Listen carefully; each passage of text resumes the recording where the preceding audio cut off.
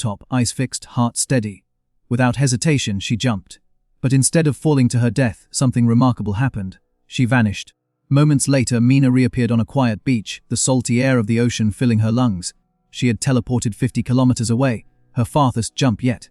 Mina used her teleportation to enter her bathroom.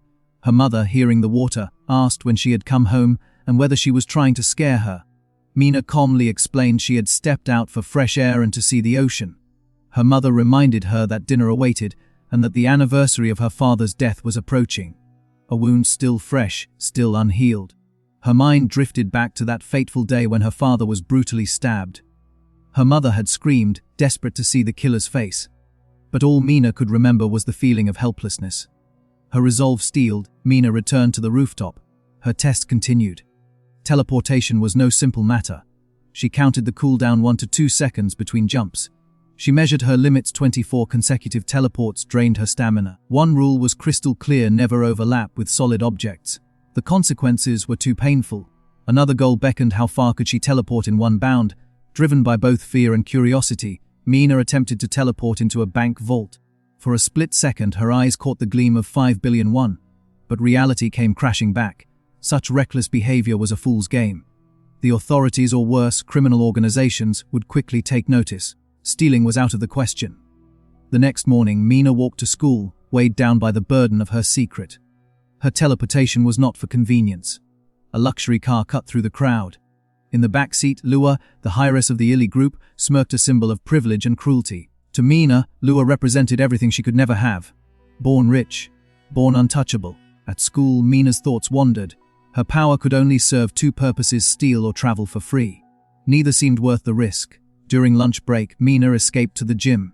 She teleported into the sky, marveling at the world's beauty from above. Then her attention shifted to a group outside, the bullies. Chan Hee, a timid boy, was the target. Lua led her gang, Junwoo, Jihan and Yura, forcing Chan Hee to wear lipstick, spray water on him and parade him like a joke. They boasted their cosmetic brand was so exclusive that Chan Hee became their unwilling ambassador. Mina recognized Lua from the luxury car. Her instinct was to leave. Getting involved was too risky. But Lua had other plans. She singled Mina out, slapping her hard. "Where are your manners?" Lua taunted. "Politeness matters," she added with a cruel grin. Mina remained silent, suppressing rage. Lua escalated her cruelty. She mocked Mina for being fatherless, revealing the tragic news that her cop father had been stabbed to death during a bar fight. No one else in the school knew. "I'm the reason you act tough," Lua sneered. Another slap. Then a humiliating kick, followed by money thrown at Mina. "Buy new glasses, beggar," Lua said as she walked away. Mina and Chan Hee were told to stay after school, to be taken somewhere nice. But Mina had other ideas. She grabbed Lua, teleporting them above the ocean. Lua screamed, flailing. Mina's voice was cold, detached. "I told you to stop." Without hesitation, Lua was dropped into the sea. Mina returned to school, leaving Lua struggling in the water. Jihan was shocked to see only Mina and Chan Hee remain behind him, and Lua was nowhere to be seen. Her smile was slight but knowing. A memory surfaced. Young Mina, tears in her eyes, holding a knife. Her dog Dory lay dead at her feet. She had punished Dory for killing her rabbit, Sena. In the present, guilt gnawed at Mina's core. Had she killed Lua? And worse, had Chan Hee seen? Jun slapped Chan Hee, demanding Lua's whereabouts. Jihan tried to stop him but failed. Chan Hee's face turned blue from pressure. Mina considered teleporting them all like Lua, but restrained herself. Revealing her power now would only expose her guilt. A teacher intervened. He asked what was happening. Jihan lied, claiming Chan Hee had merely fallen. Teacher said, "Stop lying. His face is bleeding. I cannot just let this go." The bullies stared at the teacher. Suddenly the teacher's face paled. Jihan said, "Mr. Jung Ho, I told you it is nothing. Why are you making a fuss?" Mina was puzzled. Jihan continued, "Let me ask you, when are you going to pay back my 50 million won? Mina remembers rumors that the teacher lost everything in crypto. The teacher asks where Lua is. Her grandmother called the school, saying she could not reach her. Jihan said, "You should have told us that first. We do not know where she is either. That is why we are looking. Why don't you help us instead?" The chairman is worried. Jihan took the opportunity to twist the narrative, demanding the teacher find Lua first, offering to reduce his debt if successful. He noted something was off. June barked orders, demanding Mina and Chan Hee find Lua and report back without raising suspicion. Mina's guilt deepened. She told herself Lua might already be dead. Meanwhile, in the Philippines, A man stood over a terrified victim begging for mercy. "I'll pay any amount," the man pleaded, but the killer remained unmoved. Payment had already been made. "It is done," he said into the phone. "I'm heading out early today. My daughter's birthday," he added. His attempt to reach Lua failed. "I'll never be a good father," he thought. Back in Korea, silence reigned. 2 days passed since Lua vanished. No uproar, no media frenzy. Only Mina's mounting suspicion. At school, Yura worried aloud. No one knew what happened to Lua. Jihan told her to shut up and try contacting other places. If they didn't find Lua, they would all die. Jun came from behind and asked him that if he was talking to his brother. Jihan demanded to know if he had found Lua. Jun broke down crying. He said he couldn't find Lua anywhere. He had beaten up everyone he met, but no one knew where she was. His brother kept calling him and threatening to kill him if Lua was not found quickly. Jihan accused Jun of abandoning them. Jun replied coldly that he hung out with them only because he had a crush on Lua. He did not want to clean up their mess now that she was gone. Yura threatened Joan. She showed photos on her phone of Joan abusing girls at the club, drugging them, and having his fun, in another classroom. Mina felt the back of her neck itch. She never cared who watched her until now. Could it be Yoon Chan-hee saw what she did? She panicked. Lua was the heir to the Illy group. If word got out that Mina was involved, she would not escape easily. Mina invited him to a PC cafe, not to protect but to control. At the same time, in the Philippines, a woman informed Lua's father that the cleanup was complete. The target would be reported as killed by rival gangs. Lua's father found it strange that Lua had no updates on Instagram for 2 days. Her phone suddenly turned off yesterday. Suddenly he realized they were being followed. He broke the signal and turned quickly into an alley. 2 white vans blocked his car, but it was abandoned. The men in the van ordered their team to search for him. Lua's father jumped from above. He attacked one man with a knee to the neck, threw another over his shoulder. One man pointed a gun towards him. But the woman appeared behind him and ordered him to drop his gun and kneel. He kicked the leader of the attackers in the face. The men identified him as Lee Sahayon. They said they were following the chairwoman's orders to escort him back to Korea. The chairwoman was revealed to be the Lee Suayon mother-in-law. The man explained that the young lady Lee Lua had disappeared. Back at the PC cafe, the Illy group announced restructuring. No mention of Lua. The cover-up was meticulous. How could the chairwoman be so calm when her granddaughter was missing? Chan-hee asked if Mina had looked for Lua after Jahan told them to. Mina insulted him, calling him a loser. He replied that he was worried because now they were both on the radar. Mina said she didn't care about trash like them. She decided to keep an eye on him to see if he really saw what happened or would spread it around. Mina told Chan-hee to stay with her from now on. A naive kid like him would get robbed again if alone. Chan-hee refused and ran away, claiming it was better this way. He wanted to handle the situation by himself. Suddenly, a breaking news alert appeared on PC. According to citizen reports, a knife rampage was happening right in front of the PC cafe. Mina's thoughts immediately went to Chan-hee. Outside, a man was waving a knife at civilians, shouting that they were all in it together. He attacked anyone in his way. Chan-hee came out of the cafe and saw a woman hurt. He picked her up and asked if she was okay. The rampaging man claimed everyone was involved in some nonsense only he understood. He attacked Chan-hee. Mina stood on the edge of the building looking down at the attacker and Chan-hee. She thought to herself, why wasn't he running away? Then a darker thought crossed her mind. If Chan-hee died, wouldn't that be lucky for her? She remembered how Lua once mocked her about her father being stabbed on by a drunk man. With no more hesitation, Mina jumped down and pinned the attacker to the ground, saving Chan-hee. The crowd around them murmured in confusion. The attacker shouted to let him go. Mina thought, I made it in time, what should I do now? Then Chan-hee shouted, watch out. The attacker used all his strength to attack Mina with a knife aimed at her head. Before the knife could hit her, Mina teleported him into the sky. Shocked bystanders watched in disbelief. She thought to herself, I didn't think and just teleported up here. I need to get somewhere without people. But the attacker did not stay still. He attacked again. Mina let him go because his knife cut her hand. The man began to fall, but a memory struck Mina. How the man with the knife killed her father. Her thoughts returned to the dead dog. She simply stared at him as he fell to the ground and died. The crowd surrounded the attacker. They wondered if he was dead. Mina landed on a car and thought to herself that she had killed again. No way, I killed someone again. A smile appeared on her face. Meanwhile, a news reporter said a random stabbing incident occurred in front of an internet cafe. 4 people were injured but none were in danger. The suspect was identified as Mr. Yoon, who died at the scene. Many questions remained. A witness said someone suddenly fell from the sky and landed on the suspect. Then both of them vanished. Another said they recorded everything. The news channel edited out the shocking parts. The footage showed the moment when Chan-hee was about to be stabbed and how Mina appeared and vanished within a second. Someone was watching that broadcast played while playing golf. He said weird stuff was happening. A murderer falls from the sky and the granddaughter of the Il-hee group disappeared. Because of that, rumors of liquidation spread. He asked who started those rumors. He was with his man and bullies. Jin, Yura and Jihan. He asked, do you know why I invested in brats like you? Was it because of his stupid little brother? No. Who runs a business like that? The granddaughter of the Il-hee group is the first successor. I invested because I trusted Lua.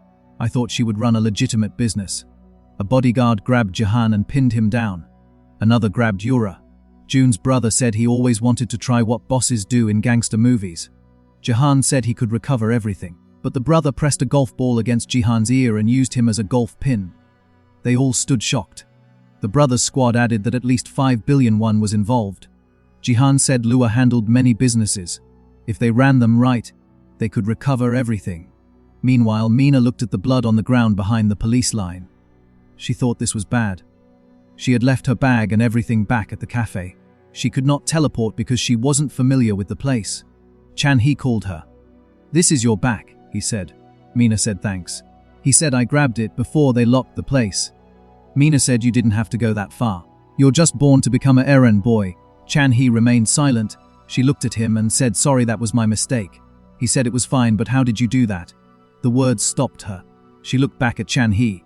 Mina replied coldly, I have no idea what you are talking about, and walked away. He followed her. She asked, why do you keep following me? Chan-hee said, your hand, is it okay? You got hurt earlier. When you caught the murderer, it was you, right? Just like with Lua. Mina thought to herself, so he did see me. What do I do now? If he starts talking about it, no one would believe something like this. Even if I leave him be. But the weapon? The knife with my blood. The police must have it as evidence. The only person who can link me to it is Chan-hee. She looked at him coldly and said, so what are you going to do about it? Yeah, I did kill them both. But weren't they just trash anyway? Mina continued. More importantly, do you realize how stupid you are, Chan-hee? You're standing in front of a murderer and shouting you saw everything. She grabbed his shirt and stared directly into his eyes. Then she started laughing. That's hilarious. I would never kill you. I can't kill you. With that, she began walking away. If I really were a murderer, you'd already be dead. While running, she thought, that was close. I almost killed him. Suddenly, Chan-hee shouted from behind, thank you for saving me twice from Lua and from the attacker. Mina stopped, looked back at him, said coldly, that never happened, before running away. As she ran, she thought, what the hell is this feeling? Far away at the beach, 2 kids were playing. They suddenly noticed a body washed up on the shore. It was Lua. Meanwhile, Jihan and Yura were talking. Jihan said, that bastard Wang Jonsong. I thought my ear would fall off. Yura asked, does it hurt a lot? Jihan replied, like a golf club hitting my head. Yura continued, anyway, what are you going to do about the 5 billion? Jihan remembered what Wang had told him. You have a week to get the full 5 billion ready. If even one is missing, I'll squeeze every last drop of your blood and sell it. Jihan thought, it was Lua who convinced me to invest in crypto and ran off with my wallet. Why the hell am I the one getting screwed? Joan could have bought me time, but he just snitched straight away. Jihan asked Yura, didn't you say you had lots of pictures of him messing with girls? Wouldn't that work on him? Yura said, Joan did his best. Don't tell me, did you make a deal behind my back? Jihan shouted, forget it, screw you all. Then June entered the room. Don't waste good liquor and chill. Jahan looked at him angrily. Jun continued, my brother told me to keep you guys in check, especially you, Jahan. That 5 billion profile or whatever. He wants it now. Jahan snapped, it's called a portfolio, you dumbass. If I hand over the plan to make 5 billion, your brother gets rich and I get screwed over. Jun asked sharply, what did you just say? Jahan replied, you do realize this all started because Lua disappeared, right? If we find her, we can fix this. You want to see her again, don't you? Joan said, well yeah. Yura added, but who knows when she'll come back. She's always been a spoiled princess, but this time she went too far. She's not dead, so she will come back for sure. But we can't afford to wait. Jahan ordered Joan, use every guy under you, check every club, every bar. With her personality, she will show up sooner or later. Jun ran off determined. I will find Lua no matter what. Yura says didn't he was supposed to be keep an eye on us. Jihan sighed, he's an idiot. Then said to Yura, call every girl in your contact. Lua's stash of drugs. We need to sell it. Meanwhile, the news was still broadcasting the story about the attacker who was killed in front of the PC cafe. Witnesses talked about how the person in the hoodie stopped the attacker and saved people's lives. Mina saw this on her phone and thought, this is it what I supposed to do, I get it now. A small smile appeared on her face.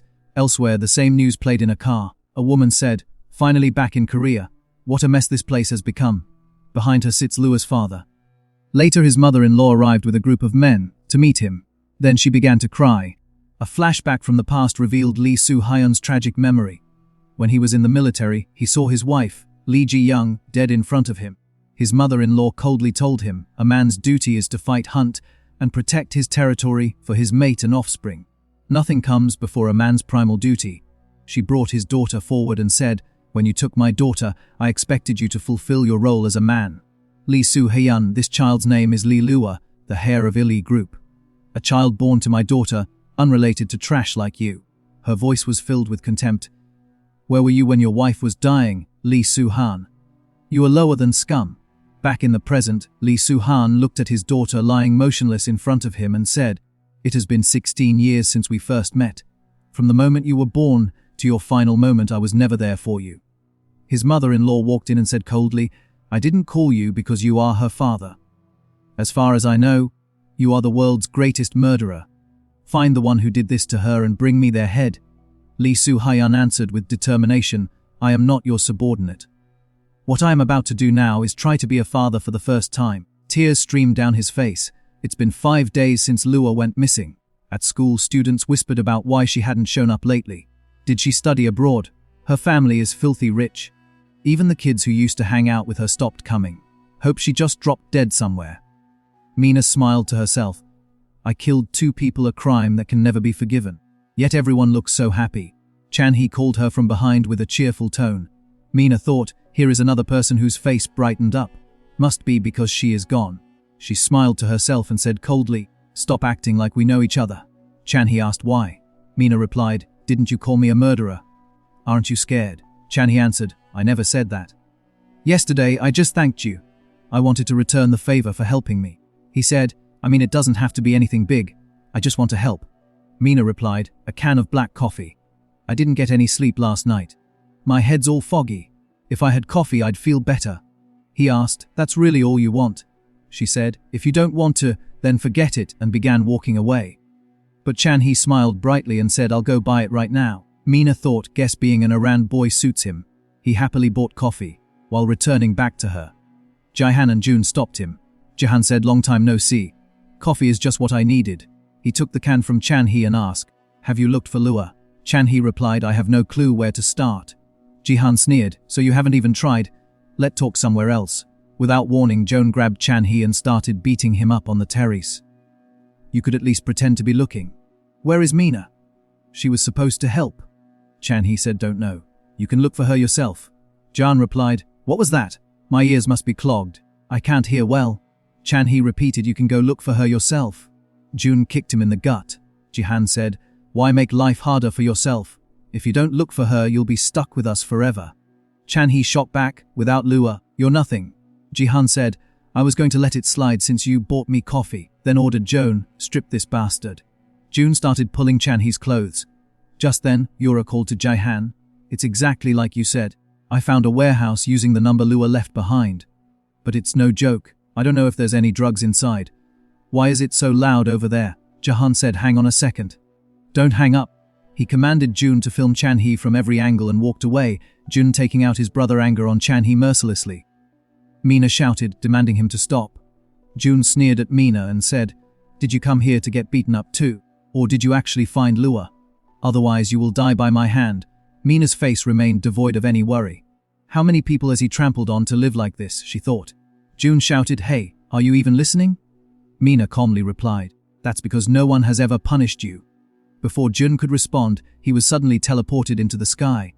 Mina said coldly, from now on, I am going to give you a punishment you've never received before.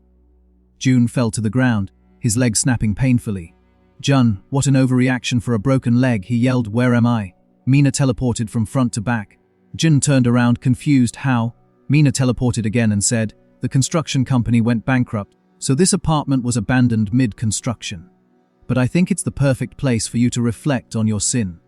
She stepped forward and pressed her foot onto his broken leg. Joan screamed in pain. Mina said, "I'm giving you a chance right now. If you repent and promise to leave this life behind forever, I will let you go." "You're talking nonsense," he shouted, trying to grab her leg. But she teleported him and threw him back onto the ground, his head hitting hard. "I can't understand people like you," Mina said. "Why do you live so recklessly? Is there no brain in your head? You are the real brainless one here. Do you even know who my older brother is?" Joan sneered. Mina grabbed him by the collar and said, "A foolish and wicked man." She teleported him into the sky and dropped him repeatedly until he was completely broken. She asked again, "How about now? Are you finally coming to your senses?" Joan replied weakly, "I'm sorry, I was wrong." Mina bent towards his face and said, "Good. That's where it starts. Apologize, Chan-hee, not me." Jin begged, "Please let me leave. I will do anything you say." Mina coldly replied, "You still don't get it. Repentance is just words." Enraged, Joan grabbed a stone and attacked her. Mina said, "You are hopeless," and teleported him again. This time, much higher from the ground. Back at the school, Jihan was still on the phone. "Call the others. We need to turn the drugs into cash." When he returned to the school terrace, Jun was nowhere to be found. Only Chan-hee lay motionless on the floor. Jihan said, "Wake up, you fool. Where is Joan?" Suddenly, Joan fell from above, landing between Jihan and Chan-hee. Chan-hee screamed in shock and thought, could it be? That's when he saw Mina standing at a distance. She smiled faintly and teleported. Elsewhere, a woman held a photo of Jihan, Joan and Yura. She said, "I guess I'll start with these three." Lee Soo-hyun, Lua's father, said coldly, "They are the ones who appeared the most on Lua's Instagram." The woman, now revealed as Won Hari, asked, "Didn't the chairman already take care of them?" Lee Soo-hyun replied, "Those three aren't the culprit. A student at school suddenly ended up 50 kilometers away in the ocean. There's no way high school kids could do that." He continued, "I may be her father, but I know nothing about Lua, not even the most basic things. Those three know the most about her." Won Hari thought to herself, a senior turned revenant for his daughter. "I know this is wrong, but this is my chance to fill the cracks in his wounded heart. I will make sure to fill them completely." They both returned to the school, where the police and an ambulance had already arrived. Lee Soo-hyun asked a student, "Did something happen at the school?" "It was Mina," she calmly replied. "There was an accident. Someone fell and died." He didn't know that he was talking to his daughter's killer. Lee Soo-hyun, Lua's father, watched Mina as she walked away. His eyes remained fixed on her. Won Hari asked, "What's wrong? Why are you staring at her like that?" Lee Soo-hyun replied, "It's nothing. It's just that Lua was around this kid's age." At the principal's office, the principal asked, "So, you are from the Illy Group's secretary office, right?" Won Hari answered, "Yes. The chairman instructed me to confirm a few things. I also requested a meeting with Lua's homeroom teacher." Both the principal and the homeroom teacher sat in front of her. The homeroom teacher introduced himself. "Hello, I am An Jong-ho." The principal asked, "Who is the person standing behind you?" Won Hari said, "Do I need to tell you?" An Jong-ho replied, "No need." Won Hari continued, "I heard a student died here today. By any chance, is that student connected to any of these three?" The principal and the teacher looked shocked. It was Hwang Jun-woo. He was found dead on the rooftop today. Lee Soo-hyun stepped forward and asked, "You are Lua's homeroom teacher, right? Tell me everything about her school life. I want every detail." Meanwhile, at a warehouse, Yura was trying to call Jihan but couldn't reach him. Suddenly, Jihan rushed inside, scaring Yura. "What's wrong? Why aren't you answering your phone? Where is Jun? Did something happen?" Jihan panicked and said, "He's dead." Yura asked how. He said, "I don't know, he just fell from the sky." Yura was confused. "Fell? I don't understand." "I don't either," Jihan shouted. "None of this makes sense." Then Jihan thought how June brother Sang would react to his brother death. Jihan ordered, "Back up all the goods first. We need to get out of here." Yura asked, "All the drugs? I already spread the word to the others." "Just do it," Jihan barked. "Unless you want to die." Suddenly a phone call came. Jihan quickly opened a locker. There was a bag inside it. A voice said, "High schooler these days are scary." A stash in a rental warehouse. It was revealed to be Seung, Jun's older brother. Jihan asked, "How did you find this place?" Yura replied, "Sorry, Jihan. I told them so I wouldn't have to pay my debt." This angered Jihan. and he rushed to attack her but was pinned to the ground by Seong. "How do you even think of hitting a woman, you little scammer?" Seong scolded. Jihan pleaded, "No, boss. I just wanted to pay you back." Seong stepped on his head and said coldly, "Lies, every time you open your mouth." One of Song's men said, "Boss, we found the goods. It's way over 5 billion won. This country is seriously messed up. High school kids carrying around 5 billion won worth of drugs." At that moment, Seong received a call. He answered. It was a detective. About Junwoo's death, Seong stood motionless. Then he said to Chief Kim to pack everything up. "Yes, sir," Kim replied. Seong continued. "I need to stop by the hospital. Lock those guys up." Meanwhile, Yura said, "Wait. I don't know anything. I just found out about Junwoo's death." Seong asked coldly, "How do you know that?" Jihan thought, "That stupid girl." Yura replied, "Because Jihan told me." That infuriated Song. He slammed Jihan's head into the ground again. "Did you kill him? Is that why you were trying to run away?" Seong asked. "No, I never," Jihan stammered. Seong yelled, "Answer properly, you bastard," and beat him again. Bleeding from his nose and mouth, Jihan said, "I think I know who killed him." Meanwhile, Chan-hee was washing his face at home when his grandmother called. "Are you home? I heard someone from school died today. Are you okay?" "Nothing happened to you, right?" Chan-hee replied calmly, "Yes, I'm fine." Somewhere else, Mina stood on top of a building, watching the city. She wore the same hoodie she used when killing the attacker. In a luxury car, the driver said, "Chairman, we are almost at the school. The business lunch schedule will be delayed. Will that be all right?" Lee Ji-han, Lua's grandmother, replied calmly, "Let them wait. It has been so long since I accompanied my lovely granddaughter on her way to school." Beside her, Lua sat quietly. At that same moment, some students were crossing the road, and among them was Mina. Lee Ji-han asked, "Are you still upset?" Lua replied, "I don't know. Suddenly you told me to close down the business I was doing with my friends." "What was that about?" Her grandmother said, "Business. Playing with coins and hanging around junkies doesn't sound like business." Lua smiled and said, "It was fun." Lee Ji-han continued, "Dangling a few bucks in front of people and having them follow you around like puppies.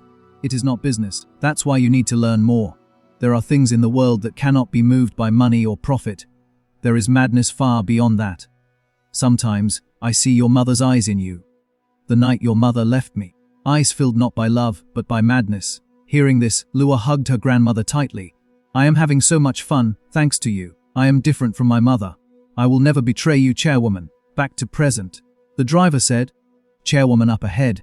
Lee Soo-hyun was standing in front of car. Once inside the car, he asked the grandmother, "Were you aware of Lua's school life?" She answered confidently, "She is my one and only granddaughter. I did not neglect her." Lee Soo-hyun frowned and said, "What she is involved in goes far beyond what an ordinary high school student would do. What the hell happened to that kid?" He stared at her angrily. "Do you think Lua was broken? Not even close. She had everything perfectly under control. For a 17-year-old, she had the talent to dominate everyone." Lee Soo-hyun reached out to grab her neck but stopped, asking in a low voice, "What did you do to my daughter? What did you do to my child?" The grandmother said firmly, "She is my granddaughter, not your daughter." He calmed down. She added, "I will provide you with all the support you need. Now go and do what you must. Find the one who killed Lua." At Chan-hee's home, he said goodbye to his grandmother. She asked, "Are you okay?" He smiled, "Nothing is wrong. You'll catch a cold. Go inside and rest. You have cleaning duty tonight." Then he left for school. On the way, Mina called him from behind. "How is the spot where you were hit?" Chan-hee was startled. "Why are you so surprised? Are you hiding something?" he asked. "How did you get behind me?" She smiled, "I used my power to walk you home yesterday. Don't you remember?" Chan-hee's face paled as he remembered Jong-woo's death. He vomited. Mina calmly handed him a tissue. "Are you okay?" he replied bitterly. "Jung-woo died yesterday, right?" "Yeah." "Good riddance," she said. Mina smiled and said, "With Lua Jung-woo gone, that crew is finished. No one will bother you anymore." He said, "Mina, we can't keep killing people." She replied coldly, "It's not like I meant to kill him. I gave him a chance. He took his own life. In the end, he got what he deserved. My dad was a cop. He died because of guys like him. She became like this because I wasn't there for her. How many people in this city hold grudges against my daughter? There is one of them who killed my daughter." Both Mina and Lee Soo-hyun said at the same time, their voices filled with resolve. "Those scum, however many they are, I will kill them." At school, students were talking about recent events. The boy who died on the rooftop. Lua not coming to school. Jahan and Yura were absent too. "I know I shouldn't say this, but it's good they're dead. It would be better if the rest of them disappeared too." School feels brighter now that they're gone. Meanwhile, Mina was watching the news on her phone. A reporter said, "This is public investigator Polycule. Right now I'm standing in front of the house where a criminal offender who shocked the nation 10 years ago." Chan-hee came from behind and asked, "Are you going there?" Mina replied coldly, "The victimized child died 2 years later from trauma." After the sentence, the offender received no further punishment. Chan-hee pleaded, "Mina, don't do this." But she ignored him and said, "This isn't fair." Chan-hee tried again. "You should stop." Mina challenged him, "Did I ask for your opinion? Who benefits the most from this anyway? Why can't others enjoy the same benefit? You think it's fine as long as you're the only one who gets away with it, right?" Their conversation grew louder. Chan-hee lowered his voice, "That's not what I meant. But if you keep doing this, something terrible will happen. You could get caught." Mina laughed and walked into a bathroom. Before he could follow, some girls blocked his way. "Are you trying to go into the girls' bathroom?" He apologized and ran away, but just then, Mina called his name and says, "That criminal offender just happened to be home." Students nearby were talking about a YouTube video. The criminal offender had died. Caught live on camera, the video showed him jumping from his house. Did he take his own life because he couldn't live with his conscience? Our Polycule channel has the full unedited video. Chan-hee asked, "Did you kill him just now?" Mina answered calmly, "I just came back from the bathroom." Elsewhere at the hospital, Lee Soo-han stood in front of Jun-woo's body. The doctor said, the cause of death was nerve damage from a cervical fracture. The fracture's shape doesn't match a typical fall. Lee Soo-hyun asked, "What does that mean?" The doctor explained, he was found on a rooftop. There are no tall buildings nearby outside. A man asked, "So you're from the Illy group?" Won-huri replied, "Yes, from the secretary's office." The man added, "You must be connected to the princess issue, the beach incident." She remained cold, "I'm just a low-level employee." It turned out the man was a detective. He said to her, "That kid is the younger brother of the city's biggest gang boss and connected to Illy group's princess." Lua. Won-huri asked, "It sounds like you know a lot. Am I right, detective?" Before he could answer, a cop arrived. "Detective Cho, the victim's family is here." Seong Jun-woo's older brother arrived furious. The detective confirmed the identity. Lee Soo-hyun saw Seong crying. "Who is that?" he asked. Seong, the older brother of the dead boy. Seong turned to Lee Soo-hyun. "Who the hell are you? Why are you here standing next to my brother's body?" Lee Soo-hyun remained silent. Seong attacked him. The detective shouted, "Seong, calm down. You should properly mourn your brother." Seong broke into tears and left. The detective added, "If you're done here, leave. Remember the favor I did for you today." Lee Soo-hyun said, "Fine." In the elevator, he said, Seong didn't even ask why his brother died. She answered, "Should we assign someone to watch him?" He agreed, "Let's start with that guy." After school, Chan-hee said to Mina, "Listen to me for a second. This doesn't feel right." Mina asked, "What exactly are you worried about?" "That bastard should have not lived comfortably and died peacefully. Go preach that human rights crap to the victims." Chan-hee shouted, "No, you killed someone. How can you act like it's nothing? If you keep doing this, you'll become the same." Mina grabbed his shirt. "What do you mean? Am I a villain?" He said, "That's not what I meant." She smirked and said, "Do you want to see the villain you're talking about?" Before he could react, she teleported him high into the sky. "Chan-hee, you don't know anything about me." And Chan-hee began to fall. Chan-hee fell to the ground, but surprisingly, he wasn't dead. Mina looked at him and calmly said, "Relax, you didn't die. Get a grip." "I was scared the first time I teleported so high too." Chan-hee asked, "Where is this place?" Mina gestured around them. "Look around. We are standing on a cliff outside the city. After I got my ability, I started searching for my own views. It's a restricted climbing area, but I don't care." Chan-hee smiled in amazement.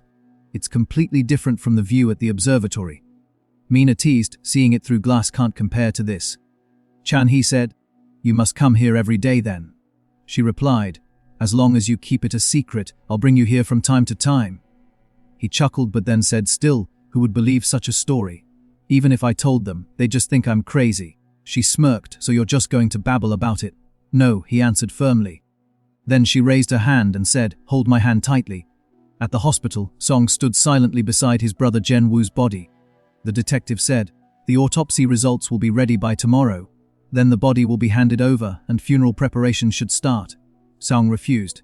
"No funeral until I catch the bastard who killed my brother." The detective warned, "Don't say dangerous things in front of me. It hasn't even been ruled a murder yet." Seong ignored him, received a phone call, and stormed out, Then detective says to him that it could be an accident, which angered him. He grabbed the detective by the neck and says, "Pretend you don't care. That's what you do best, right? That's why you take bribes." He left with his men. Meanwhile, Lee Soo-hyun and Won Huri were investigating Seong. He's the CEO of Gold Credit Finance and head of Virus Coin Development, but also a thug, Won Huri explained. Lee Soo-hyun asked, why would someone like him get involved with Lua? Did she pick the wrong friend? Won Huri responded, it's not that simple. Seong's whole business depended on the Illy Group's support, but Lua ruined his plan. The strange thing is, only the liquidation rumors spread, and she didn't take any of it. At that moment, Lee Soo-hyun noticed Song exiting the hospital. Follow him quietly. Mina teleported Chan-hee to an abandoned building in the mountains. This is my safe point. No one comes here, she said. On the walls were photos of various places Mina had visited. It's easier to memorize places this way, she explained. Chan-hee asked, can you teleport all the way to the US or Europe? Not yet, Mina replied. There's a limit to how many jumps I can do in a row. My record is reaching the West Coast in a single jump, but it completely drained me. Then she teleported behind him. He tried to leave the building but found there were no stairs, so he waited. Mina came back, offering him donuts. Even though I can visit famous spots instantly, eating here feels special. Do I still look like a monster to you? I still don't understand why I have this power. Saving you was my way of finding answers. It became my duty. Chan-hee warned, murder isn't a duty. You'll get in serious trouble. Mina smirked. What are you worried about? That I'll get caught, he said. I can't just watch the one who saved me fall apart. Mina smiled and said, I knew I was right to save you. She added, fine, if you're going that far, I won't kill. Chan-hee's face lit up. But elsewhere, Jahan was with thugs of Seong. He said, this is the place where Chan-hee lives. The thug shouted, find him, or you will die. Then Jihan spotted Chan-hee and Mina walking across the street. There, that's him. Without hesitation, Thug ordered, get both of them into the car. Jihan approached Chan-hee and asked angrily, you killed Joan, didn't you? Chan-hee was shocked and speechless. Mina stepped forward, her voice cold. Hey, where did you get beat up, and why are you spreading nonsense like that? Jan shouted, Mina, you better step aside. The only reason Jun-woo is dead is because of you. I almost died that day. Chan-hee tried to defend himself. What are you talking about? I'm the one who almost died. Gihan snapped back. If it weren't for you, I wouldn't have had to go to the rooftop. It's all your fault. Mina's expression hardened. I really can't listen to this. Hey trash, should I throw you away just like Lua? Before she could continue, one of the thugs used an electric taser on Chan-hee, knocking him unconscious, and took them to a remote area. Meanwhile, Seong, Jun-woo's older brother, arrived at the building where his men stood guard. The kids you mentioned are all up there, captured, his men reported. Seong commanded, make sure no one gets in or out. Mina slowly woke up, feeling a sharp pain in her head. She looked around through a blindfold and thought to herself, what is happening? My head feels like it's being crushed. Where am I? What happened to Chan-hee? Chan-hee was then thrown at Song's feet. Seong sneered, I know my brother well. Joan may have been a fool, but he didn't die from a simple accident. Jihan said, he was the last one with Jun before he died. He killed him when he thought he would die from the beating. Mina shouted, no Jihan, you fool. I'm the one who killed him, but she couldn't say it aloud because her mouth was duct taped. Seong grabbed Chan-hee and lifted him. When my brother died, you were there, weren't you? Chan-hee remained silent. Seong's fist connected with Chan-hee's gut. Mina thought desperately, I can't use my ability. I can't see through this blindfold. My head keeps ringing, please stop. Seong continued the brutal attack, yelling, do you take me for a fool? My brother died right in front of you and you know nothing about it. Suddenly, Seong removed Mina's blindfold. Her eyes opened to reveal Chan-hee badly beaten and broken. Seong asked Jihan, who is that? Gihan replied, she claims to know where Lua is. Mina whispered softly, sorry. Seong demanded again, sorry for what? Mina lowered her head. Back then, I should have killed them all on the rooftop. But I hesitated and now this happened. Seong lunged at Mina in anger, but at that moment, she teleported and overlapped through his body. The aftershock from the teleport threw both Seong and Mina in opposite directions. Everyone was stunned. Jihan turned toward Mina and saw that she was free. One of the thugs said, didn't you hear something explode upstairs just now? Footsteps followed. It was Lee Soo-hyun and Won Huri standing at the entrance. Lee Soo-hyun asked, is he inside? Lee Soo-hyun suddenly began beating the thugs violently. I know Seong is here, I just came to talk, so just tell me. Which floor is he on? He demanded. One of the thugs sneered out of nowhere, "Who the hell even are you?" Lee Soo-hyun growled, "If you answer me, you won't get hurt." "Where is he?" Won-hurry intervened calmly. "Who's going to answer you when you talk like that?" "That's why I'll be the one to ask." She turned to the thugs. Everyone were just here to talk a little. But before she could say more, someone threw a knife at her. The knife connected. The attacker smirked. "Where should I stick it this time?"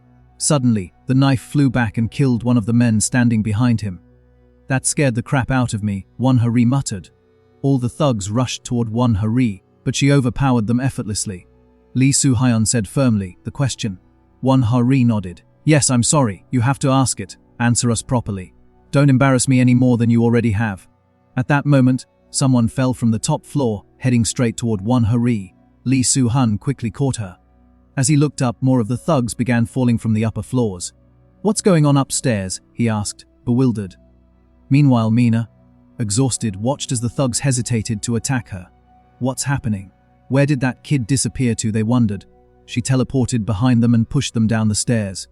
Suddenly, her nose started bleeding. "My head, it feels like it's going to explode. Did I overuse my power? I did over 20 teleportations in a row without a break before, so why now?" Then she spotted Chan-hee. "Are you okay? Can you stand?" she asked. Seeing so much blood, Mina thought, "First, we need to get to a hospital." "But which one? I've never been to one before." "Just hold on tight. I'll teleport us and find one," she promised. But before she could act, Seong appeared and attacked her. "You punk! What the hell did you do to me?" he snarled. Mina struggled to move. "My body won't respond." "This is bad, I need to use my power." Song sneered, "Just answer one thing before you die. Was it true? Are you the one who killed my little brother?" She said, "Mr. Your little brother." His tears flowed faster than she expected. That only made him angrier, and he attacked again, but her body still felt paralyzed. Suddenly there was a loud cracking sound. Chan-hee, using his remaining strength, shielded her with his body. "Run," he urged. Seeing him like that, Mina cried and teleported behind Seong. She dodged every attack by teleporting but was eventually hit and thrown away. Seong sneered. "What was that just now?" One of his men said, "The other got hit the same way earlier. I don't even know what's happening." Another asked, "Boss, what should we do with the bodies?" Seong replied coldly, "Wait a second, that one isn't dead yet. If we melt her alive, it'll be a message to everyone." But before he could kill Mina, Lee Soo-hyun appeared from behind and kicked Song hard. "Are you okay?" he asked. Lee Soo-hyun carefully approached Mina, who was lying weakly on the ground. "Can you get up?" he asked, observing her closely. He seemed to recognize her and thought, "Why is she in this place?" He told her not to move and promised to take her to the hospital. Seeing Mina in that fragile state, he remembered his own daughter. Suddenly, Seong got up and attacked Lee Soo-hyun from behind. But he quickly dodged and flipped Song over. "Seeing you fall, I thought your neck snapped just now. You're tougher than I expected. It's been a while since I enjoyed breaking something," Lee Soo-hyun said calmly. Song, furious, asked, "You are the guy who was snooping around the hospital earlier. Let me ask one thing.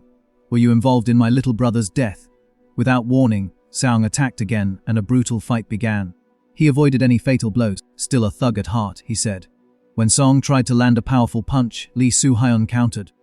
"Hitting a girl with that much force, is that what makes you a thug?" Lee Soo-hyun kept punching and kicking Song until he was stunned. As Song was falling, he taunted, "What's wrong? First time getting hit." Song quickly regained his strength and attacked again, but Lee Soo-hyun grabbed his arm and broke it. Song screamed in pain. "Quit whining," Lee Soo-hyun said coldly. Then he made sure Song was unconscious. "Don't die yet. I have a lot of questions to ask you." Won-hurry finally arrived. "I contacted that company. They'll handle the aftermath," Lee Soo-hyun told her. "Call for the medical staff. We have multiple critical patients." He then turned to Mina. "What's your name?" "Mina," she whispered. "I'm a police officer." "I'll get you to the hospital right away," he said. At the word police, Mina remembered her own father. "Dad," she said, her voice trembling. Lee Soo-hyun looked at her and said, "That's right, Daddy will save you." At the hospital, Mina slowly regained consciousness. Her mother stood by, crying. "What happened to me?" Mina asked. Her mother gently said, "You don't remember? You were saved from kidnappers by the detective." Just then Lee Soo-hyun walked in and said, "No, I just found Miss Mina after she fainted." Lee Soo-hyun said, "You don't have to worry about the kidnappers now, they have been arrested." But Mina thought to herself, "Arrested? No one died, that can't be." Then Lee Soo-hyun asked again, "Miss Mina, I know it's hard after what you've been through, but I have questions for you. Mina interrupted. Wait. What about Chan-hee? I need to know what happened to him. In the ICU, Chan-hee lay badly injured. Lee Soo-hyun said he's in a coma. We don't know when, or if, he'll wake up. Mina blamed herself. It's my fault. If only I had done things differently. If only they had all died, none of this would have happened. At that moment, Chan-hee's grandmother approached Lee Soo-hyun, crying, "Detective, did you catch the one who did this to him? Why would they do this? What did that poor child ever do wrong?" Hearing that, Mina couldn't breathe and collapsed. Later, a bit stronger, Lee Soo-hyun thought to himself, she's not in a condition to answer now. He stood to leave, but Mina's mother offered him a cup of coffee. Mina asked quietly, "Detective, the one who hurt Chan-hee, what happened to them? Were they arrested?" That night, Song was tied to a chair. Lee Soo-hyun stood in front of him and said, "If you cooperate, you might leave alive." Song shouted, "You've got the wrong person. I'll kill all of you and track down your family." Won Hari stabbed him in the back and said, "How about some chiropractic therapy?" Lee Soo-hyun asked, "Did you kill Lee Luo?" Seong replied, "No, she managed my coins. I don't know where she is." Song added, "Jahan told me that girl with glasses knows where Luo is." Suddenly, Song started bleeding and gasping. Lee Soo-hyun asked, "When did you get this wound?" Song collapsed and died, leaving the mystery unresolved. Back in present, Lee Soo-hyun looked at her with a serious expression. "The culprit is dead. You don't need to be afraid of anything. Just so you know, death is simply the punishment they deserve." Mina remembered the day she killed her dog. Lee Soo-hyun continued, "You don't have to worry about anything. It's my job to deliver justice." Mina softly thanked him. Outside, Won Hari asked, "What will you do now?" Lee Soo-hyun said, "Something bigger is going on. But now isn't the right time to ask." She asked again, "What about Song? All his gang members at the scene are dead too." Lee Soo-hyun said calmly, "It's not over yet. There may still be some loose ends." Back in ICU, Mina thought about Jihan and how he treated them. She whispered to Chan-hee, "There are still ones who deserve punishment. This time I absolutely won't make a mistake." Then she teleported. In the morgue, Lee Ji-hyun demanded an explanation. "Can a corpse speak?" she said coldly. Lee Soo-hyun replied, "I didn't file the report." She cut him off. "Just reporting is enough. How convenient." "Lee Soo-hyun, has your mind gone mad? Acting like a beast, killing him like that. Now we can't learn anything from him. Is that how you handle your work?" "Chairman Lee Ji-hyun, are you saying it was Mr. Lee's mistake in how he handled things?" At that moment, the man's chest suddenly burst open. Lee Soo-hyun quickly stepped in. "I'm sorry. The mistake is mine." Lee Ji-hyun smirked. "At least you admit your mistake quickly, but responsibility still remains." She turned to leave, warning, "I will overlook this just once, but if such a mistake happens again, we will simply discard you." Before departing, she added, "Also, investigate those kids kidnapped by Song. What happened to them?" Lee Soo-hyun answered, "Yes, Chan-hee is in a coma, and Mina is due to be discharged soon." Lee Ji-hyun's tone hardened. "Investigate them thoroughly, especially what they know about Luo. If they know too much, make sure they are silenced forever. Do you understand?" Lee Soo-hyun replied, "Chairman Lee Ji-hyun, those children might be the victims of Luo." She scoffed, "Is that so? All the more reason to silence them. Parents always protect their child after all." At night, Mina was wide awake. She teleported in her abandoned building. She noticed the box of donuts on the ground and remembered Chan-hee. She opened her phone and saw a photo of Jihan and June. The memory of being kidnapped flashed through her mind. "I should have killed him on the spot, but I missed my chance," Mina thought. "He knows I'm involved in Luo's death. He witnessed my ability. He is the one who pushed Chan-hee to this state. I must find him somewhere." Meanwhile, Lee Soo-hyun said, "Jihan is the top priority. We can't just wait for Song's autopsy." Won Hari asked, "What about Mina?" "She knows something about Luo."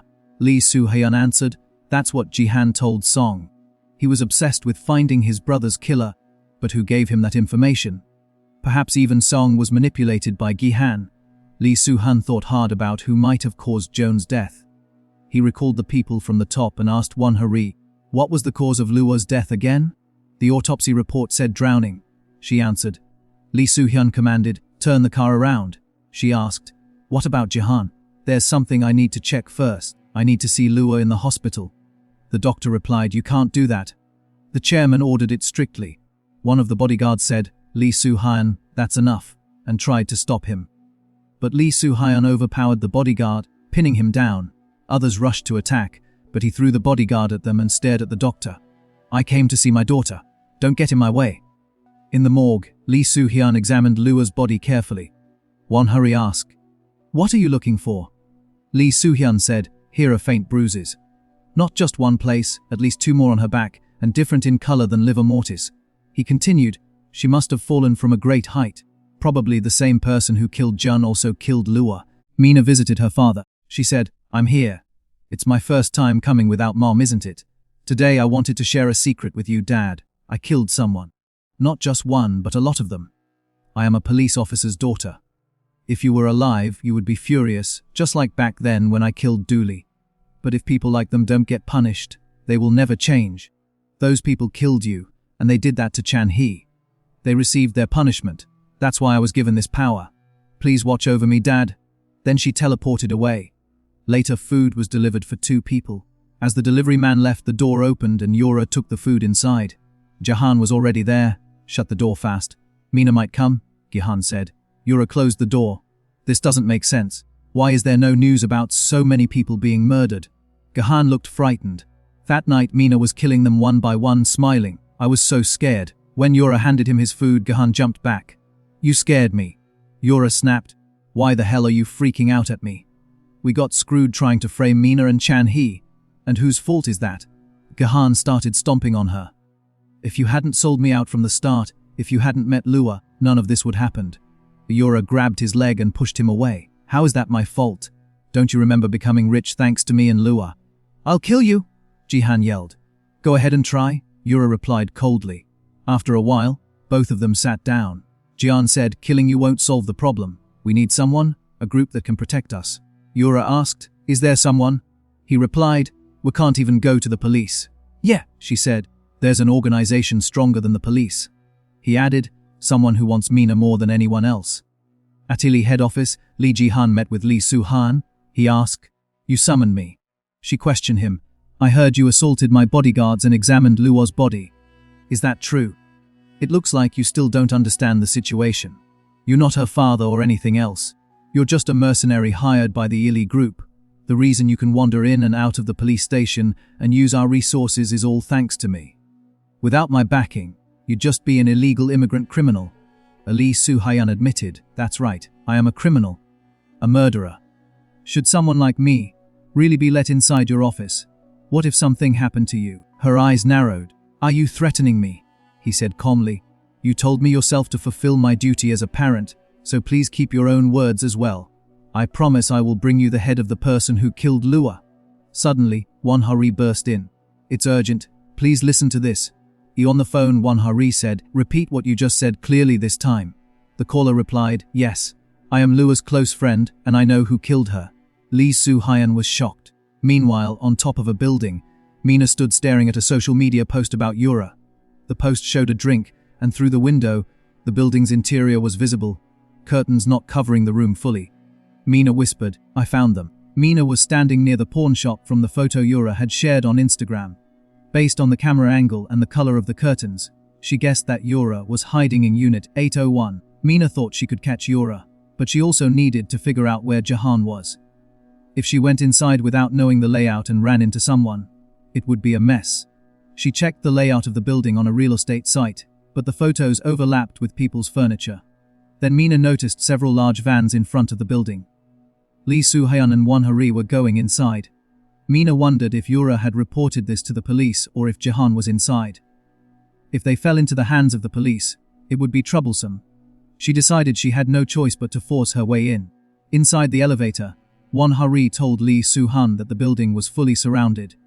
He replied that Yura had made the call, but Jihan might be with her. He ordered that no matter who was inside, they should secure them all. When the elevator doors opened, the group stepped out, but behind them Mina appeared and then vanished. In her room, Yura was scared. Then there was a knock at the door. She saw the Ili group and asked if they came because of the call. Won-hurry said yes and asked if they could have a little chat. Behind her was an axe and men hiding. Won-hurry asked Yura to open the door. Yura hesitated and opened the door slightly. From the shadows at the end of the hallway, she saw Mina looking at her. Yura screamed and ran back inside. Won-hurry broke down the door, but Mina had already teleported into the room. She grabbed Yura and teleported away. When the group entered the room, Yura was gone. Won-hurry said she had just been in front of the door a moment ago. Lee Soo-hyun wondered if Yura had met the same fate as Lua and Joan. Mina teleported Yura to an abandoned building. The fall shattered Yura's legs. Mina called her a crybaby and told her to look her in the eyes. Yura begged for her life, saying she had done nothing to Mina. Mina touched Yura's chin and said that wasn't the case with Chan-hee. Yura insisted she didn't know what had happened to him and begged for mercy. Mina told her that if she took her to Jihan, she would let her leave. Back at Yura's room, Lee Soo-hyun looked out the window, thinking Yura might be downstairs, but no one was there. Won-hari said Yura wasn't in the apartment either. Lee Soo-hyun ordered all units to search the rooftops of nearby buildings. He told Won-hari that the suspect was the same person who killed Lua. If Yura fell into their hands, she could end up dead too. Won-hari asked how someone could disappear with a person so quickly unless they were superhuman. Lee Soo-hyun said it didn't matter. Securing Yura was the top priority. On the rooftop, agents checked both sides while Lee Soo-hyun commanded teams B and C to search the buildings beside them. In one of the buildings, Jahan was watching through a window. He thought to himself that the El Hay group was using Yura as a shield. Then his doorbell rang. When he checked, it was Yura, shaken and crying. She begged him to open the door. Jihan asked why she was there. But behind her was Mina. She greeted him. Seeing her, Jahan slammed the door shut. Mina teleported inside and told him it was time to pay for his sins. Jahan tried to run, but Mina teleported in front of him. Startled, he fell on Yura. Then Yura pleaded for her life, saying she had only filmed something on her phone. Jihan shouted at her to shut up. Mina asked if that was really all he had to say. She asked if he had nothing to say to Chan-hee. Jihan told her not to come closer. He said the men in black suits outside were from the Illy group, and that he had called them there. Mina was surprised. She thought to herself, why would he work for that group? Is he not a detective? Jahan said the Ilhy group wouldn't let her go and that she was finished. Mina told him he was misunderstanding something. She didn't care if he exposed who she really was. She told him to go ahead and tip off the news about a teleporting killer. Jihan attacked her with a taser gun. Yura tried to hit her with a chair from behind, but Mina teleported, and the taser hit Yura instead. Yura fell unconscious. Mina laughed, saying they were funny and should form a comedy duo. Jihan asked what gave her the right to decide who gets punished. Mina asked if he knew what had happened to Chan-hee. He said he didn't. She teleported a baton into his head, knocking him down. The sound of the impact was heard by Lee Soo-hyun. He told Won-hari it sounded like gunfire from the 4 o'clock direction, near the orange office hotel. Won-hari used the intercom to alert the agents. Jihan was confused. Mina asked why he had treated Chan-hee the way he did. He pleaded with her to stop. She said it didn't matter anymore, even if she knew the reason, Chan-hee wouldn't wake up. Mina looked out the window and saw men barging into the building. She thought this was even better than the police. She told Jihan not to be scared, that Chan-hee hadn't died so he wouldn't die either. Lee Soo-hyun and Won-hari were near the building when suddenly Yura fell from the sky. Looking up, they saw Jahan standing above them. Lee Soo-hyun shouted his name. Then Jahan teleported. Lee Soo-hyun was shocked and puzzled. Jahan was gone. Lee Soo-hyun and Won-hari rushed to the rooftop, but it was empty. Jahan had vanished. Soo-hyun clenched his fists. That bastard. It's just like when Yura disappeared. Why lure us here only to kill her in front of us? Won-hari checked in with her teams. None had seen anyone leave the building. She ordered them to regroup and search again, but Soo-hyun stopped her. It's no use. You saw his powers. He's already gone. His anger echoed across the rooftop. Far away, Jahan stumbled into a dark, abandoned mine. Where am I? He muttered, fear in his voice. Mina appeared before him. Coward. After what you did to Chan-hee, are you scared to die? He begged for his life, swearing he would do anything. Mina's expression was cold. Begged Chan-hee for forgiveness, not me. You want to live? Give me your password. Desperate, Jihan gave it up, thinking his money was safe. Then he asked, now would you let me out? But Mina only smirked. What are you talking about, going out? This place was prepared just for you. A collapsed shaft, hidden from the world. She reminded him of Yura's death. You killed her in front of the Ilhy group members, remember? Jihan froze, realizing Mina had twisted the truth. You planned this from the start. He whispered in terror. See you again, Jihan. She vanished, leaving him bleeding and screaming in the dark. Mina reappeared in the ICU beside Chan-hee. I did well, right? Are you angry with me? I killed again. I can't stop now. This is only the beginning. I'll tear out every root of their corruption. If you want to stop me, you'll have to wake up. The next day at school, rumors spread quickly. Students whispered about Yura's fall and Jihan's disappearance. No one knew who was behind it. Fear spread through the halls. Some believed Lua had also been taken out by the same mysterious hand. After school, Mina noticed a man filming near the gate. The guard tried to stop him, but he argued back. "This is outside school grounds. I have every right to cover this. Coverage." Mina thought, he doesn't look like a real journalist. Who is he? The man turned his camera on her. "So you're the infamous girl with psychic powers. Your identity is a mystery, but current affairs and cover is on the case. Tell me, do you believe saving that boy was the right thing?" After all, the attacker died. Mina's blood ran cold. How does he know about me? Suddenly, a hand snatched the phone. It was Lee Soo-han. He looked at her with piercing eyes. "Long time no see, Mina." Mina froze the moment her eyes landed on Lee Soo-han. Of all the people she wished never to see again, he is at the top. She thought to herself that she needed to find a way out of this situation quickly. The man who had been recording videos earlier shouted at Lee. He demanded to know who he was, and what gave him the right to take someone else's phone. He yelled for him to give it back, or he would call the police. Lee Soo-hyun stepped forward. In an instant, he grabbed the man's hand and snapped his finger. The man screamed in agony. Lee told him to be grateful it was only a finger, and warned him to leave before he was handed over for illegal filming. The man, clutching his broken finger, shouted back that he was the one who had been assaulted. He accused Lee of stealing his property, but Lee countered by asking why he had been filming so hard.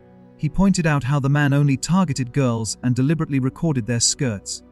Hearing this, the students around them grew furious. Won-Hari spoke coldly, calling him a waste of space in society. The man panicked, trying to defend himself by saying he was only collecting evidence to find a psychic. But the crowd had already turned against him. They raised their phones, snapping photos of his face. Desperate, the man pulled a mask over his face and ran, chased by the angry crowd. Watching it unfold, Mina realized it wasn't just her he had targeted. He had been preying on every girl at the school. Lee turned to her and said that you don't look like someone who is frightened. Mina looked at him in silence as he asked if they could talk. Later, at a cafe, Mina thanked him for the meal. She also thanked him for saving her from the stalker. Lee brushed it off, saying it was nothing. He was a detective, it was his job. But inside, Mina thought to herself, liar. That night, she had seen him working with the elite group. Was he really a detective, or was he corrupt? No matter what, she decided to play along. She needed to know how much the police and the group were connected. Mina casually asked if Lee and Won-Hari were dating. Before Lee could answer, Won-Hari laughed excitedly and said they actually matched quite well, don't we? Mina replied that Won-Hari looked too young. Won-Hari teased back that Mina looked like she could be a great actress, though she was clumsy when she tried too hard. Their eyes met in silence. Then Mina suddenly lowered her spoon and began to cry. Through tears, she admitted that she still couldn't remember everything from that day. She explained how she was kidnapped because of Jihan, how she had to watch Chan-hee get beaten nearly to death, and how she herself was struck in the head. Everything had blurred, and then she lost consciousness in a flash of light. She asked if they were trying to frame her and Chan-hee for the incident. Lee asked, "You mean Joan's death?" Mina admitted she never understood why Jahan would do such a thing. How could he kill someone like Jun? Lee cut her off, saying it was by throwing him off the building, wasn't it? Mina nodded slowly. Lee apologized for making her recall something so painful, but explained they needed her testimony. He revealed that Jahan was a key witness, and the police were searching for him. "Did you know anything?" Mina asked if he suspected Jahan of the murder. Lee replied they couldn't be sure until they spoke with him. Overwhelmed, Mina stood and excused herself, saying she needed to wash her face. Won-Hari quietly observed her in the bathroom. At the table, Lee thought to himself. For the second time, Mina overlapped in his mind with Lua. Something about her kept pulling him back to that memory. Outside, Lee handed her his card. He told her the case was still under investigation, and he might need to meet her again. She accepted and told him to contact her anytime. Won-Hari softened, apologizing for being harsh earlier.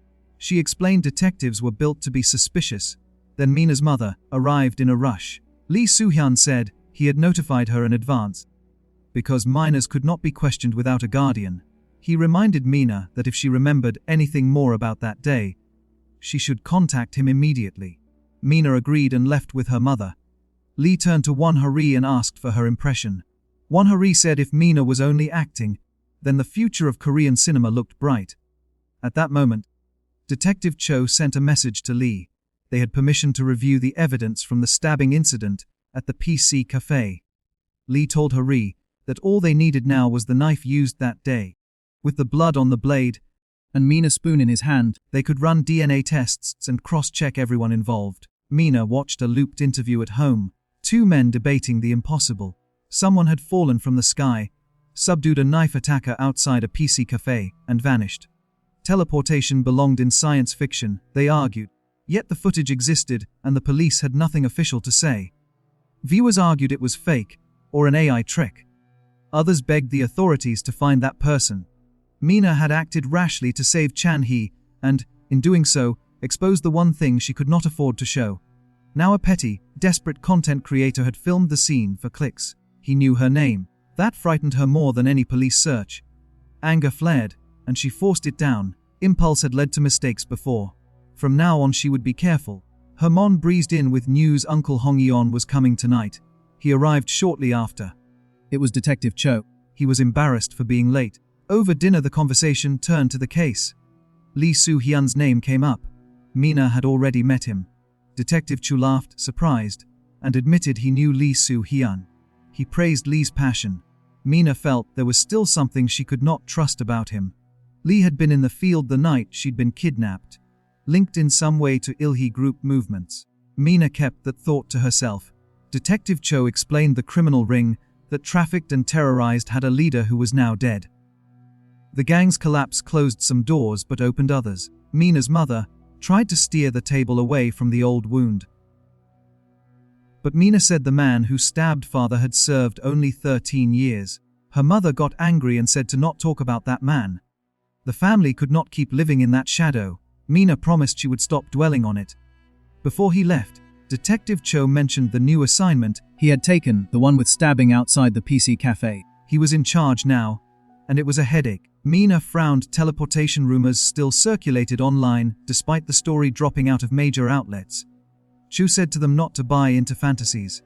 Outside, Detective Cho testing his own instincts. He wasn't used to the uneasy feeling that Mina evoked.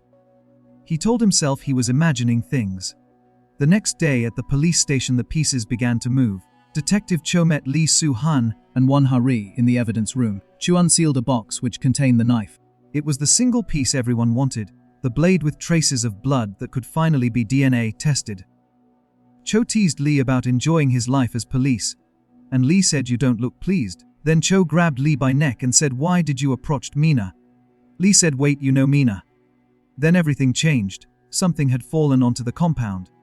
A uniformed man burst into the evidence room, exclaiming that someone had just fallen from the sky onto a police car parked in the lot. Outside, stunned officers framed the scene. Someone sat unmoving on the hood of a patrol car, as if appearing from nowhere. A hush cut across the yard, then a single voice, calm, almost amused, said, "Hello." The figure on the police car was Mina. The officers shouted in shock, asking who she was and when she appeared.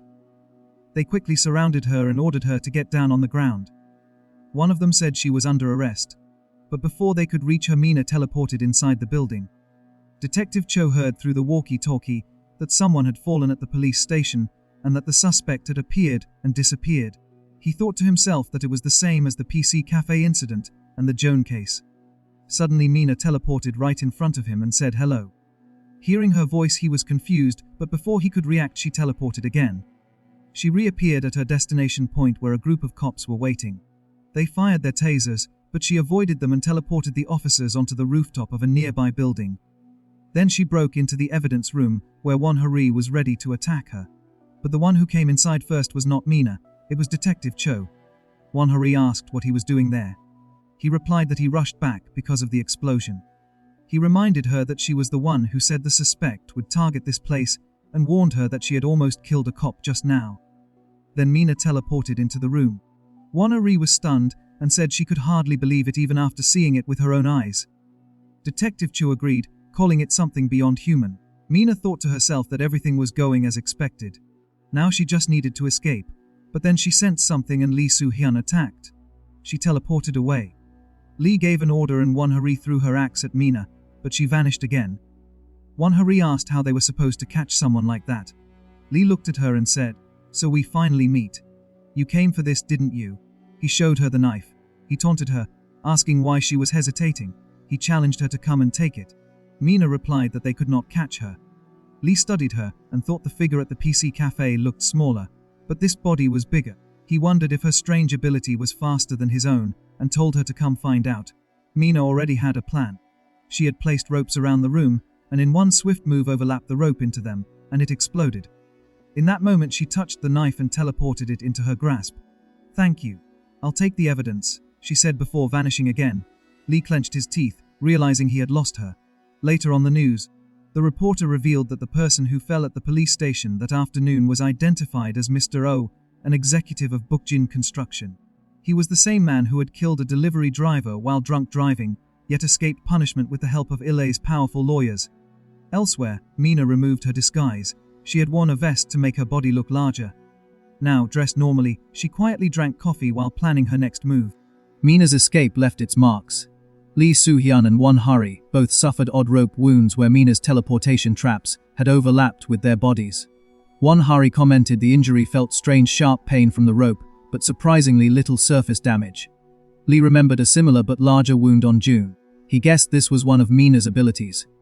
Back at the police station, a tense meeting was already underway. Officers discussed the hit-and-run case. The victim, who'd been killed by a drunk driver, had a note pinned to his back that read, "This is punishment." A superior scolded Detective Cho over the case report evidence was missing. The knife and other items were stolen, and the suspect's method remained unknown. Cho protested that they could not report what they didn't know, but the higher-up demanded action. "We have CCTV. Witnesses, even a voice," he said. "Send everything you have. We must apprehend him." A Won-hari was at a computer running audio analysis. She told Lee the voice from the police station incident matched Jihan, the same voice clipped in Yura's Instagram videos. Lee didn't fully focus, his daughter was on his mind. Harry pressed. If the voice was Jihan's, then he could be the culprit. Lee protested, why would Jihan kill his friends when he profited from Lua? Hari replayed the audio side by side and said, "Look, it's an exact match." At home, Mina said thanks to Jehan for leaving behind so many voice clips. She had used those many small voice samples, fed them into AI, and generated longer audio in Jihan's voice. She said, "From now on you'll speak for me." She planned to use his voice as a broadcast to punish those the law let go, to comfort victims. Now she chose her next target carefully, someone who would never be punished. On the news, anger flared. Chairman Kim of the chemical company, behind a deadly exposure case, had been acquitted again. Families of sickened workers protested outside the company headquarters. "How many workers must bleed before you stop?" one grieving family shouted. The public accused the law of shielding the wealthy. That same day at the Ilhi Group building, chairwoman Lee Jihan hosted a party. Chow Woo-hyuk of Bukaing Group appeared to pay respects. He claimed he represented a subsidiary and offered congratulatory remarks. Conversation moved on. Then Lee Soo-hyun entered, and Lee Jihan introduced Chow Woo-hyuk as Lua fiancé, which shocked Lee. Won-hari froze Lua engaged in high school. The revelation landed awkwardly in the room. Meanwhile, reporters grilled Chairman Kim about the verdict. He offered a bland, defensive statement about respecting the law and prioritizing safety. Then he slipped into his car and dismissed the protesters as ignorant fools. That was when Mina was sitting beside him. She confronted him coldly. "Kim Joo-yeon, chairman of Yugo Chemical Group, it's time for your punishment." When Chairman Kim opened his eyes, he found himself tied up inside an abandoned factory. He quickly remembered what had happened. He was kidnapped. But why would someone dare to kidnap him? Mina appeared and said, "You are awake, Chairman Kim." He shouted, "Who are you? Who sent you? Do you have any idea who I am?" Mina replied, "Chairman Kim of Yugo Chemical Group. Of course I know you. You are famous. Do you want to know why you are here? Under your company, 5 deaths happened 3 years ago. 3 deaths 2 years ago, and 2 deaths just last year. Safety manuals were ignored. Deaths repeated. Is your factory a workplace or a slaughterhouse? You preach safety, yet you do nothing." Chairman Kim growled. "Running a big business means there is a lot to worry about. You must be from one of the families. But this is not the right way to get revenge. Was the compensation not enough? Is this about money? The court already ruled the company had no responsibility. Yet we still paid an extra 100 million per person out of goodwill. They staged illegal protests, a daily racket. Amina said coldly. 10 billion in total. That is not even half the cost of the apartment you bought for your mistress. Shocked, he asked. How do you know that? She stepped closer. Do you really think I want money? No, I want you to atone. Genuinely, she opened a gas can. Hydrogen sulfide. Did you not properly dispose of hazardous materials from your shut-down factory? This is just 4 laters. In 30 minutes, this room will be filled. Chairman Kim panicked. Wait, are you going to kill me like this? Mina answered. Before we talk about your deeds, you should feel it for yourself. Feel what your workers felt as they collapsed in your factory. He cursed and struggled. Mina dropped a book in front of him. Read this. It contains the records of the victims who died in your factory. Your path to survival lies inside. Show people that you can change. And then she vanished, leaving him in the gas-filled room, fighting for his breath. Elsewhere, Lee Soo-hun met with Chairwoman Lee Ji-hun. He reported about the suspect with supernatural powers. The chairwoman asked, Lee, the report you gave me. Are you seriously saying this man has superpowers? Was that metaphorical, or have you lost your mind? Lee replied, I wish there was a better word. Please look at this CCTV footage from the evidence room. In the video, the man clearly teleported. Chairwoman Lee was stunned. Won Hari added, it's not just us. Many officers at the station witnessed this ability. We can only call it supernatural. The chairwoman leaned forward. So is this the one who killed my granddaughter? You found out who he is? Lee said. His name is Jihan. He is the most likely suspect. At the time of Yura's death, he vanished from the scene using his powers. The voice recording at the police station matches him. DNA from several places he teleported also points to him. The chairwoman's voice hardened. Then why have you come empty-handed? Where is Jihan? Lee replied. Don't you feel something strange? It's as if he wants us to follow him. Like he is deliberately baiting us. There is a sense of provocation. The chairwoman said coldly. Don't overthink. If you are a hound, then bite. If he throws bait, the one who cast it will show himself. Lee explained. We have taken necessary steps. We secured the whereabouts of Jihan's family. We are tracking his movements through multiple channels. His hidden cryptocurrency assets are being analyzed with digital forensics. Once we strip his life down to nothing, something will surely emerge. As Lee left her office, he turned to Won Hari. Question everything you can out of Jihan's parents. Everything they know, or don't know. She asked, what about you? Just then, his phone rang. Lee answered. The caller said, Good afternoon. This is Mina's mother. About what we discussed earlier, I was wondering what time might be convenient for you. I really want to treat you to a meal. Wushi added. Mina has been waiting to see the detective too. At that moment, Mina walked into her home, and her mother smiled. She just came in. Lee Soo-hyun replied, yes, at 7 p.m. works for me. Please send the address. I will meet you there. He hung up. Won Hari asked, did you just agree to meet Mina's mother? Meanwhile, back at the abandoned factory, Chairman Kim was still struggling to breathe. His body weakened. He collapsed, his legs giving way. And at Mina's home, she froze in surprise when her mother told her, Detective Lee is coming tomorrow. At the restaurant, Mina thanked Lee Soo-hun for the meal. She smiled and said, Thank you. I really appreciate it, Detective. He looked at her curiously. Appreciate it for what? She explained, Thanks to you, I get to eat like this. My mom has been on a diet lately, so she only cooks chicken breast. Lee chuckled. You have to eat well when you're growing. Watching this small family moment, he found himself lost in thought. I'm daydreaming again, he thought to himself. At the factory, Chairman Kim was struggling with the ropes. Mistake. Just a little more and I'll be free. I have to escape before she comes back. He didn't realize that a hidden phone was recording everything. Back at the restaurant, Mina noticed him staring off. What are you thinking about so deeply, Detective? Lee lowered his eyes. I never lived with my family. I was the worst father to my daughter. Amina's mother said gently, I don't know the details, but maybe your family understands. Mina's father was also a police officer, you know. Amina spoke softly. For me, if my father had just been there beside me, I would have been so happy. Lee nodded slowly. I know very well what happened to your father. You must have gone through a lot. But her mother sighed. We endured. Amina stood up. I'll step out for a moment. She left the table. Her mother looked at Leith. Even now, whenever she thinks of her father, she still feels the pain. Meanwhile, at the factory, Chairman Kim finally freed himself. He gasped, "That rat. I'll find you and tear you into pieces for leaving me here." Then he noticed the book Mina had left behind. He picked it up and remembered her words. "This is the list of victims who died in your factory. The way out is in here." Mina, watching through the hidden phone, waited for him to read. But instead he muttered, "A way out? Victims? What nonsense. Who are they to tell me to repent? I'm innocent. What should I be repenting for?" Her face fell in disappointment. Suddenly, Mina heard a voice behind her. "How about we have a little chat?"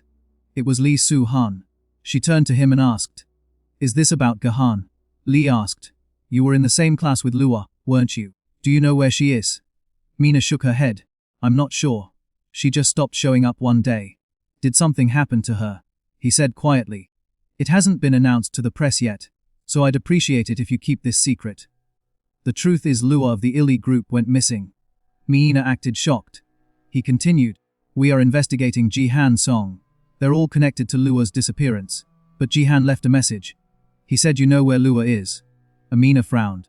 What Jihan meant was probably that day. "That day?" Lee pressed. She sighed. "It's not a pleasant story." She told him how she and Chun-hee were bullied by Lua. Hearing this, Lee felt guilt. Mina went on, "After that, Lua told us both to stay after school. She said she would take us somewhere nice. But I knew she didn't mean just hanging out. I didn't stay, because I didn't know what might happen." Lee asked, "Why would Lua do something like that?" Mina looked at him sharply. "Why? If there's a reason, does that make it okay? You say she disappeared. The world really is unfair. When Chan-hee suffered, the school and the police were silent. But when Lua, who trampled on others for fun, goes missing, suddenly everyone is desperate to find the culprit." At the factory, Chairman Kim staggered. His breaths grew weaker. He tried to open the door before Mina returned. Back at the restaurant, Lee lowered his head. "I'm sorry. It's natural for you to feel that way. If I had known what she was doing, I would never have let it be." Mina asked, "Why do you care as if she is your daughter?" He shook his head. "No. But if she were my daughter, and if she committed a crime, she should be punished." Amina was surprised by his strict ideology. At the factory, Chairman Kim rammed at the door, not realizing a device had been placed there. When he forced it open, a spark ignited the gas. An explosion ripped through the factory and threw him outside. At the restaurant, Mina spoke softly. "Earlier, you said you were the worst father. But if your daughter had seen you even once, she wouldn't have thought that. If I had met her, I would have told her, her father is a wonderful man." As those words lingered, Chairman Kim's broken body hit the ground outside the ruined factory. He was dead. Detective Cho arrived at the scene where Chairman Kim had died. Rain poured down as officers worked. Some of them said to preserve the crime scene, but Cho thought to himself, the rain started half an hour ago. All the clues have already been washed away. What's the point of preserving it now? He sighed. Such a big shot ended up dead. Another officer pointed toward the abandoned factory. "Judging by the body's location, we believe he fell from there. His last sighting was in a limousine in front of the court. How did he get here so quickly, and why would he climb alone in such a dangerous place?" Detective Cho asked, "What's the state of the building?" The officer replied, "It's in poor condition. After the explosion, the stairs are in terrible shape." "When will the equipment arrive?" Cho asked. "We requested a drone expert and a ladder truck. We're also checking CCTV footage." Chu narrowed his eyes. Could this also be the work of the man with teleportation? But the method seems far more complicated now. Has he evolved? Inside the building, Mina quietly erased her traces. Before the police could find anything, she retrieved the book she had given Chairman Kim. She muttered, "Fool. I told you there was a way to survive." The book contained instructions. There was a phone hidden between the pipes and the wall to request help. Mina took the phone, teleported to her safe place, and burned it. Later she opened the news and saw the reports.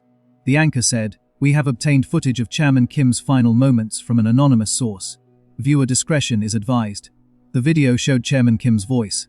"Not enough compensation. Is this about money? We even gave an extra 100 million out of goodwill. I am innocent. What should I atone for? I am not guilty.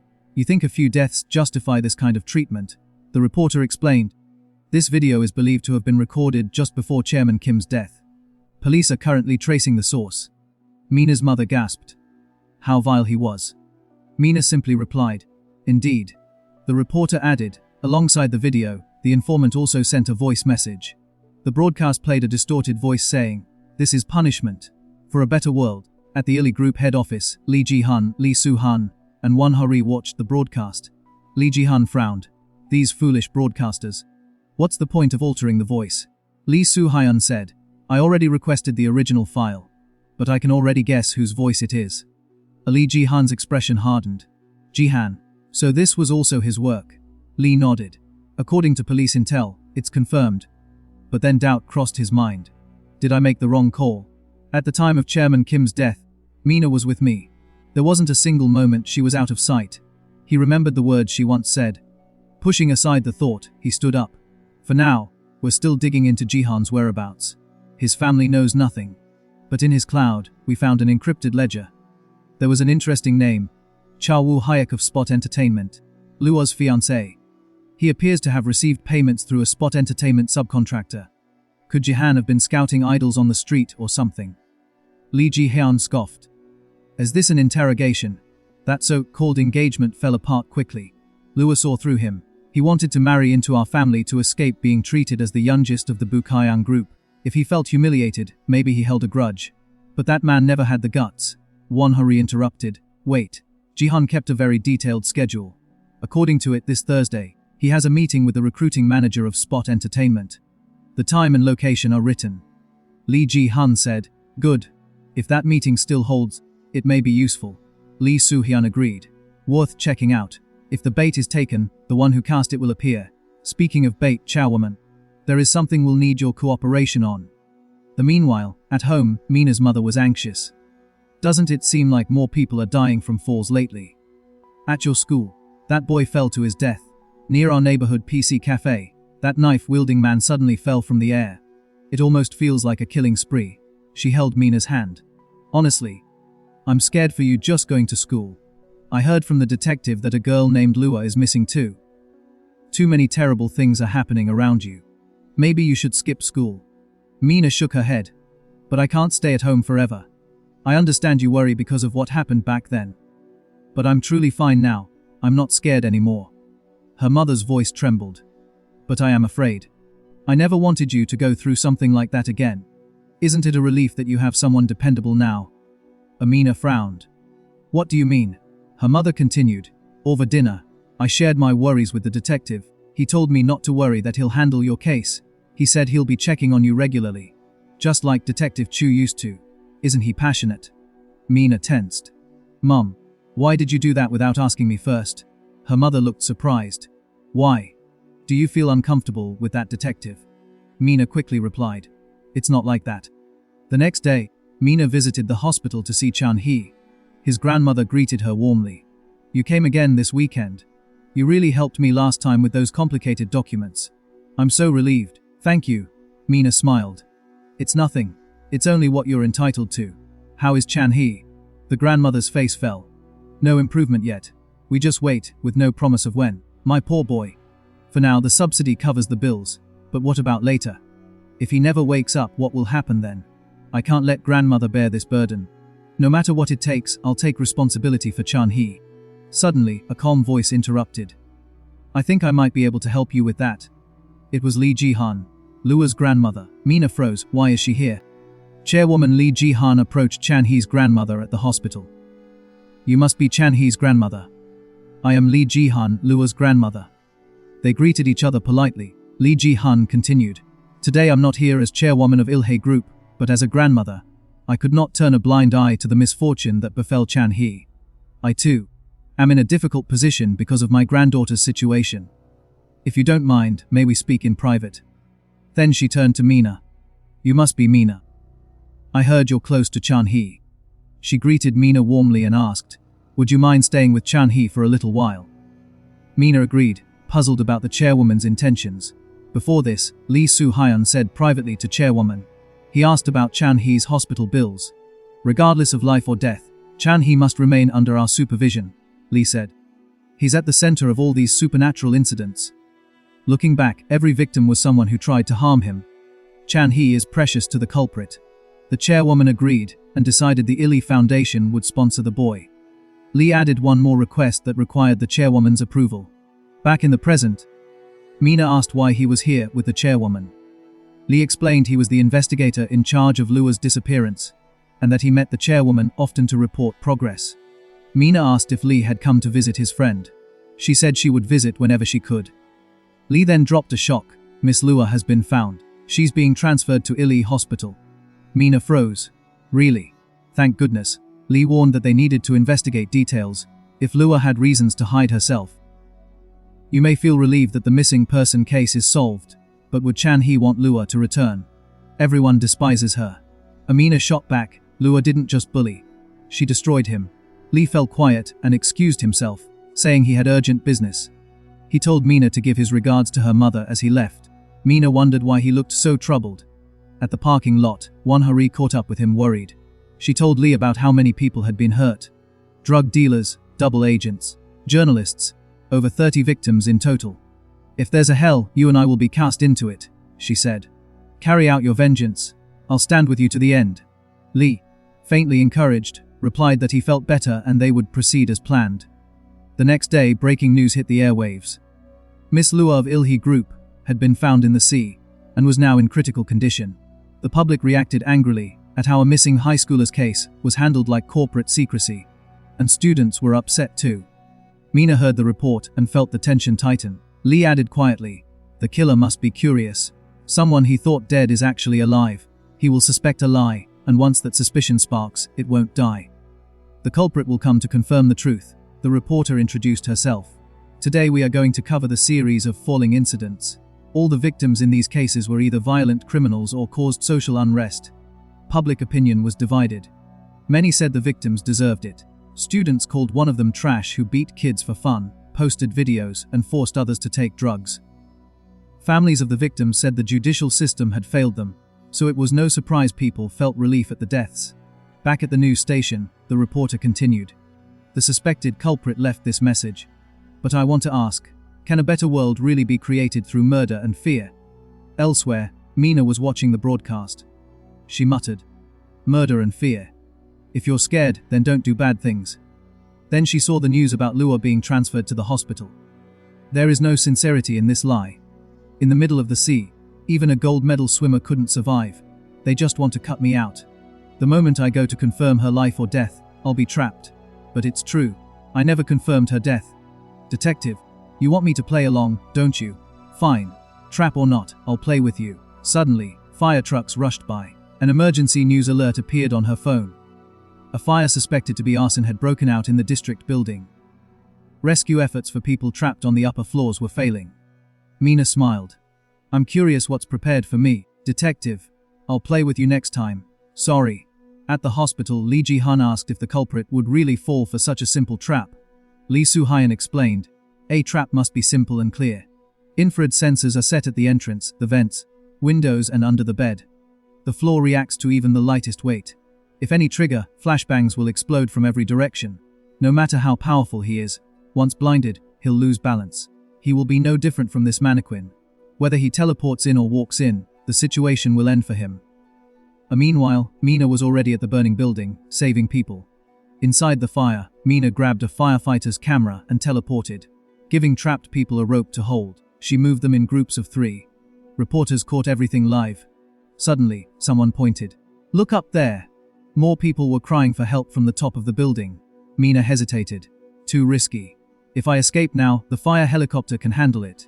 I've done enough. But then she noticed the desperate eyes of the crowd, all looking at her with hope. She smiled, gave them a victory sign, and teleported back.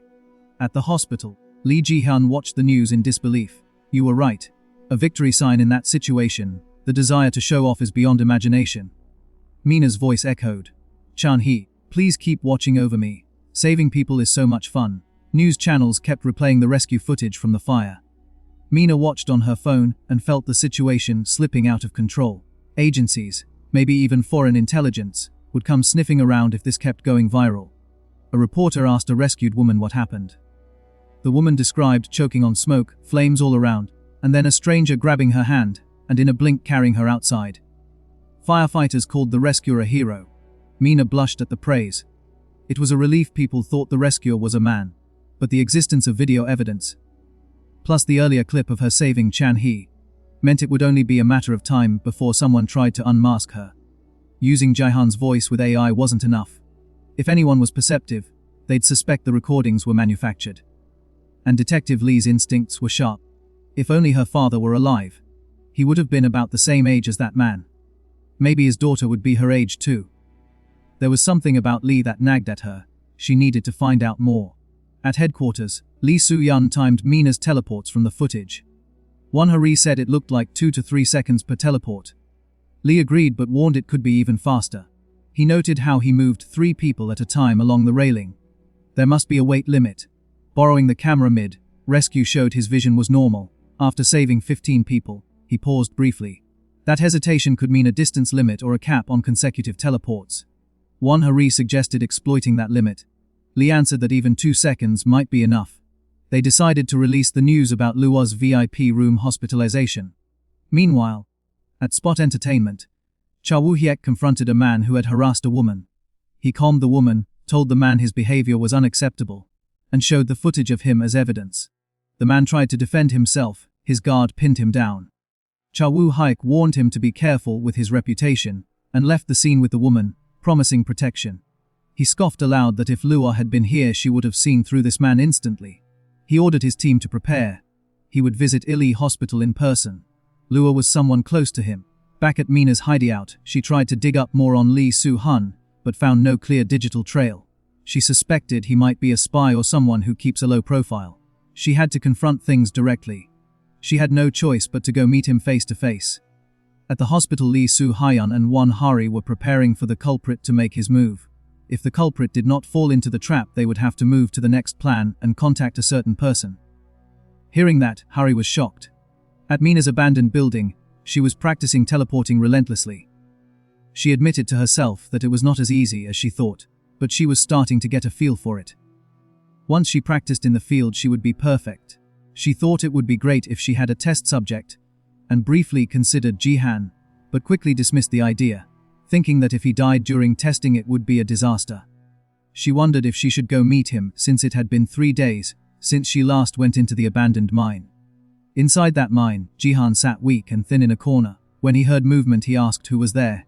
Mina appeared and asked, "Jihan, do you know who I am?" He did not reply. She thought to herself that it was confirmed. When the pierced area suffered internal injuries, his cognitive abilities had dropped significantly. "That should be enough," she whispered. "Let me thank you in advance." At the same time, in a car, Lua's fiancé spoke to his bodyguard. He asked if they were certain Lua was in a coma. The bodyguard replied that they could not be sure yet. Then he remembered the past. Back then, Lua stood alone at the corner of the party. He approached and remarked that she looked bored. She explained that her grandmother, Lee Ji-hein, had been busy, so she came on her behalf but found the party dull. She added that maybe the event was boring because of too many old-fashioned people. He told her she had not changed, but pointed out that it was rare to gather so many high-ranking officials in one place, saying it showed the influence of his company. She looked at him and said he was only doing business with his father's money, and yet was so confident. He replied that she was right, but people like them had to be good at using the resources given to them. She countered that she had not received pocket money since middle school and walked away, remarking that he considered allowance an asset. Before leaving, she told him loudly to forget their engagement and said he was not charming. Everyone around them heard her. In the present, he bit his lip thinking about her insult. At the hospital, one of the guards reported to Lee Soo-hyun that all routes to the VIP room were normal and no abnormalities were found by the drones. The VIP ICU was also normal. Hari asked what they should do if the culprit did not show up. Lee Soo-hyun said if the culprit did not show up, then it might be the limit of his capabilities. They were monitoring a 10-kilometer radius and all the hospitals in every direction, identifying everyone with facial recognition. Agents were monitoring interference. It was impossible to sneak in unnoticed. Plus, the blackout curtains blocked visibility inside the ICU. He reasoned that the culprit could not teleport into a place he could not see, and that this was the limit of his ability. He believed they could confirm it themselves today. Just then, one of his men entered the room with a report from the drone team. Hari asked if it was Jihan or Mina. The guard replied it was Mina. She had just exited the subway and was heading toward the hospital. Hari noticed Mina was watching them through the cameras. Lee Soo-hyun asked where she was heading. and his men reported she was moving toward the ICU. Lee said it was strange she came without using her power. If she had one, she still could not enter the ICU without seeing inside. He added that maybe Jahan was the real culprit and Mina, just another victim. Hari asked who really killed Lua, but Lee only said the evidence pointed to Jahan, while Mina only had circumstantial suspicion. Meanwhile, Mina saw the hospital filled with cameras, men in suits and drones. She thought all eyes were on her and found it almost exciting. She entered the bathroom, a blind spot, before walking toward the ICU again. Counting her steps, she thought she had tested enough. Hari blocked her, asking why she came. Mina said she wanted to see Lua, curious if she would wake up. Hari refused to let her in. Just then Lua's fiancé Che Woo-yuk arrived at the hospital. Lee worried their mission could be exposed if he and Mina met. Mina used a thread wrapped around her hand, which lead in bathroom and tied to a figure. At that moment, a figure teleported out from the bathroom. Hari's taser failed, and before Lee could act, the figure vanished. An explosion shook the ICU. Lee rushed inside and found Jihan dead. Mina peeked in, asking if it was really him. Lee told Hari to remove her. As she stumbled, Che Woo-yuk caught her, asking if she was alright. Mina looked at him closely, wondering who he was. Cha Woo-yuk, Lua's fiancé, shouted in shock, demanding to know what was happening and what had been done to Lua. He then recognized Lee Soo-hyun from the Foundation event. Lee thought to himself that he could not let Cha Woo-yuk see the situation. Both Mina and Lee noticed the mannequin. Mina realized this was the detective's trap, and thought it was far too shabby, apologizing in her mind for ruining everything. Hari blocked Cha Woo-yuk's path and told him entry was prohibited. She asked Mina to leave with her, but before she could touch him, Cha Woo-yuk's bodyguard twisted her hand. Hari thought her arm might break, but Lee kicked the bodyguard away. The bodyguard commented that Lee was hitting him too hard for someone just doing security work. Looking at Lee, he recognized him as Captain Lee Soo-hyun. Lee recognized him back as Sergeant Yoo Jung-hoo. Che Woo-yuk asked his bodyguard if he knew Lee. Yoo Jung-hoo said there was no one in the field who didn't know Captain Lee. Before he could finish, one of Lee's men rushed in with an emergency report. Hari asked what was happening. Mina thought to herself that it was right on time. In the hospital lobby, Lee's men reported that the place was full of reporters and cameras, making proper security impossible. Outside, a reporter was broadcasting live from Ili Hospital where Miss Lua was admitted, saying the superpowered individual was expected to pass judgment on her today. They reported that a large number of security personnel were also present. Back at the head office, Lee Ji-hyun, Lua's grandmother, was furious at the situation. Inside the hospital, Mina thought about how the superpowered being who had been executing criminals was now being linked to judging Lua, the Ili heir. She realized the media would expose every detail of Lua's crimes. Che Woo-yuk suggested leaving before the reporters noticed them. He told Lee they would meet again soon because he had many questions. He then turned to Mina and offered to escort her home safely. Lee told him to take his hands off her. Che Woo-yuk asked why Lee was so agitated, saying they couldn't leave a schoolgirl unattended. Lee warned him one last time to leave her alone. Hari shouted that this was not the time for arguments, and that they needed to withdraw immediately before reporters pushed closer. Lee then turned to Mina and told her to go straight home, and to contact her mother if anything happened. Mina agreed but thought to herself that she still had many questions about the detective. She turned to Cha Woo-yuk and agreed to go with him. He looked at her, thinking her expression felt familiar, and his heart throbbed. In the car, Mina thought the goal had been achieved. The traps were destroyed, and Lua was just a mannequin. She had given the detective a fake hero to silence everyone. She planned to wait quietly until things settled down. But she didn't notice the tracker attached to her bag. Back at the hospital, Hari asked when Lee placed the tracker. He replied that he had done it when he touched her shoulder, making sure Cha Woo-yuk would take her home so they could keep track of her location. A helicopter landed on the building, and Hari said they finally caught him. Hari wondered if the reporters gathering were part of Jahan's plan, because they had been busy arranging an emergency exit. Lee Soo-hyun, Lua's father, thought he had finally caught the murderer who killed his daughter. But deep down, he felt more relieved that Mina wasn't the culprit than he felt joy about catching Jahan. He questioned why he felt that way and wondered if Jahan really did all of this. Meanwhile, in Cha Woo-yuk's car, Mina was talking to her mother on the phone. She told her she was fine, that she saw the news, and that she was on the bus after visiting Chan-hee. After she hung up, Cha Woo-yuk told her she was very good at lying. He said he thought she came to see Lua. Mina felt uncomfortable and wondered why he was acting so clingy. His name sounded familiar to her, and she didn't understand why he kept staring. Che Woo-yuk asked if she was one of Lua's school friends. Mina said yes, even though she knew he probably didn't believe it. He kept pushing past her boundaries. Then she remembered how his bodyguard asked Lee Soo-hyun why he wasn't with JSOC in the hospital. Mina remembered how flustered Lee Soo-hyun was back then. She told Cha Woo-yuk she didn't come for Lua, but to see Detective Lee Soo-hyun because he had saved her life. Cha Woo-yuk found that interesting and doubted whether Lee really called himself a detective. Cha Woo-yuk asked his bodyguard if he knew Lee Soo-hyun. Yoo Jung-hoo said they served together in a special unit. Mina was surprised and asked if Lee Soo-hyun was a soldier. The bodyguard said yes, something like that. He found it amusing that Mina called Lee uncle. He explained that Captain Lee Soo-hyun had served with him for a long time and was respected. After Lee left the service, he often wondered how he was doing. The bodyguard laughed, saying Lee calling himself a detective was more modest than expected. Mina thought to herself that Lee's existence felt difficult to grasp. Classified, mysterious. She wondered who he truly was. Meanwhile, Cha Woo-yuk grew annoyed that Mina wasn't paying attention to him. He wondered why her eyes lit up when Lee Soo-hyun was mentioned. He questioned why he was attracted to girls like Lua and now Mina. Mina asked to be dropped off. Cha Woo-yuk asked if her apartment entrance wasn't farther ahead. She explained she didn't want her mother to see her getting out of a strange car. The bodyguard opened the door, and Mina thanked him. Cha Woo-yuk told her they would see each other again because they were both curious about each other. He handed her his card. Mina looked at it. Spot Entertainment, CEO Cha Woo-yuk. Then she remembered where she had seen his name before, inside the encrypted files on Jahan's phone. Meanwhile on the news, reporters talked about a planned attack against Miss Lua, granddaughter of the Illy group. They said Chairwoman Lee Ji-hun had raised the alarm, and that the situation was explosive. The public was now questioning why Lua became a target for the superpowered individual. After watching the news, Lee Ji-hun grew furious. She said the reporters wanted to know why a lunatic murderer targeted her granddaughter.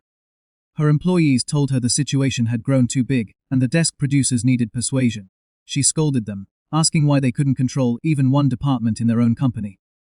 As the largest shareholder, she refused to tolerate such incompetence. One worker said the press should focus on the vigilante serial killer, instead of digging into the private life of a victim. Lee Ji-hyun asked if they really intended to follow the path of yellow journalism.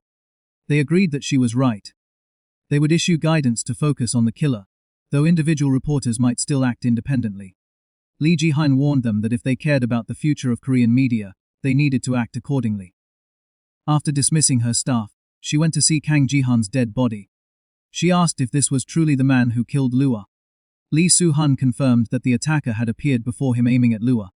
Lee Ji-hyun said there was no doubt Lee Ji-hyun tightened her grip on the corpse, calling him a maggot. She said she should have taken care of him herself long ago. She asked why Lee Soo-hyun hadn't brought Kang Ji-hun's family, demanding they be dragged there. She told him to wipe out the entire family line. Lee Soo-hyun hesitated, saying Kang Ji-hun's parents knew nothing. Lee Ji-hyun slapped him hard, saying a child's sins are the parent's sins and asking if he thought he would escape punishment for letting such filth live. Meanwhile, on the other side, Mina's mother asked her why she had lied to her. Mina's mother asked her if she had lied about being on the bus. Mina hesitated, but her mother continued, saying Detective Lee Soo-hyun had called. He said there was an incident at the hospital and Mina was involved, and that someone claiming to be the Spot Entertainment CEO had escorted her home. Mina froze in shock. She wondered why Lee had called her mother. She thought to herself that this was something her father would do. Her mother snapped her out of her thoughts, asking if she was even listening. Mina apologized and said she didn't want to make her worry. After what happened before, her mother had been distraught. She assured her nothing had happened.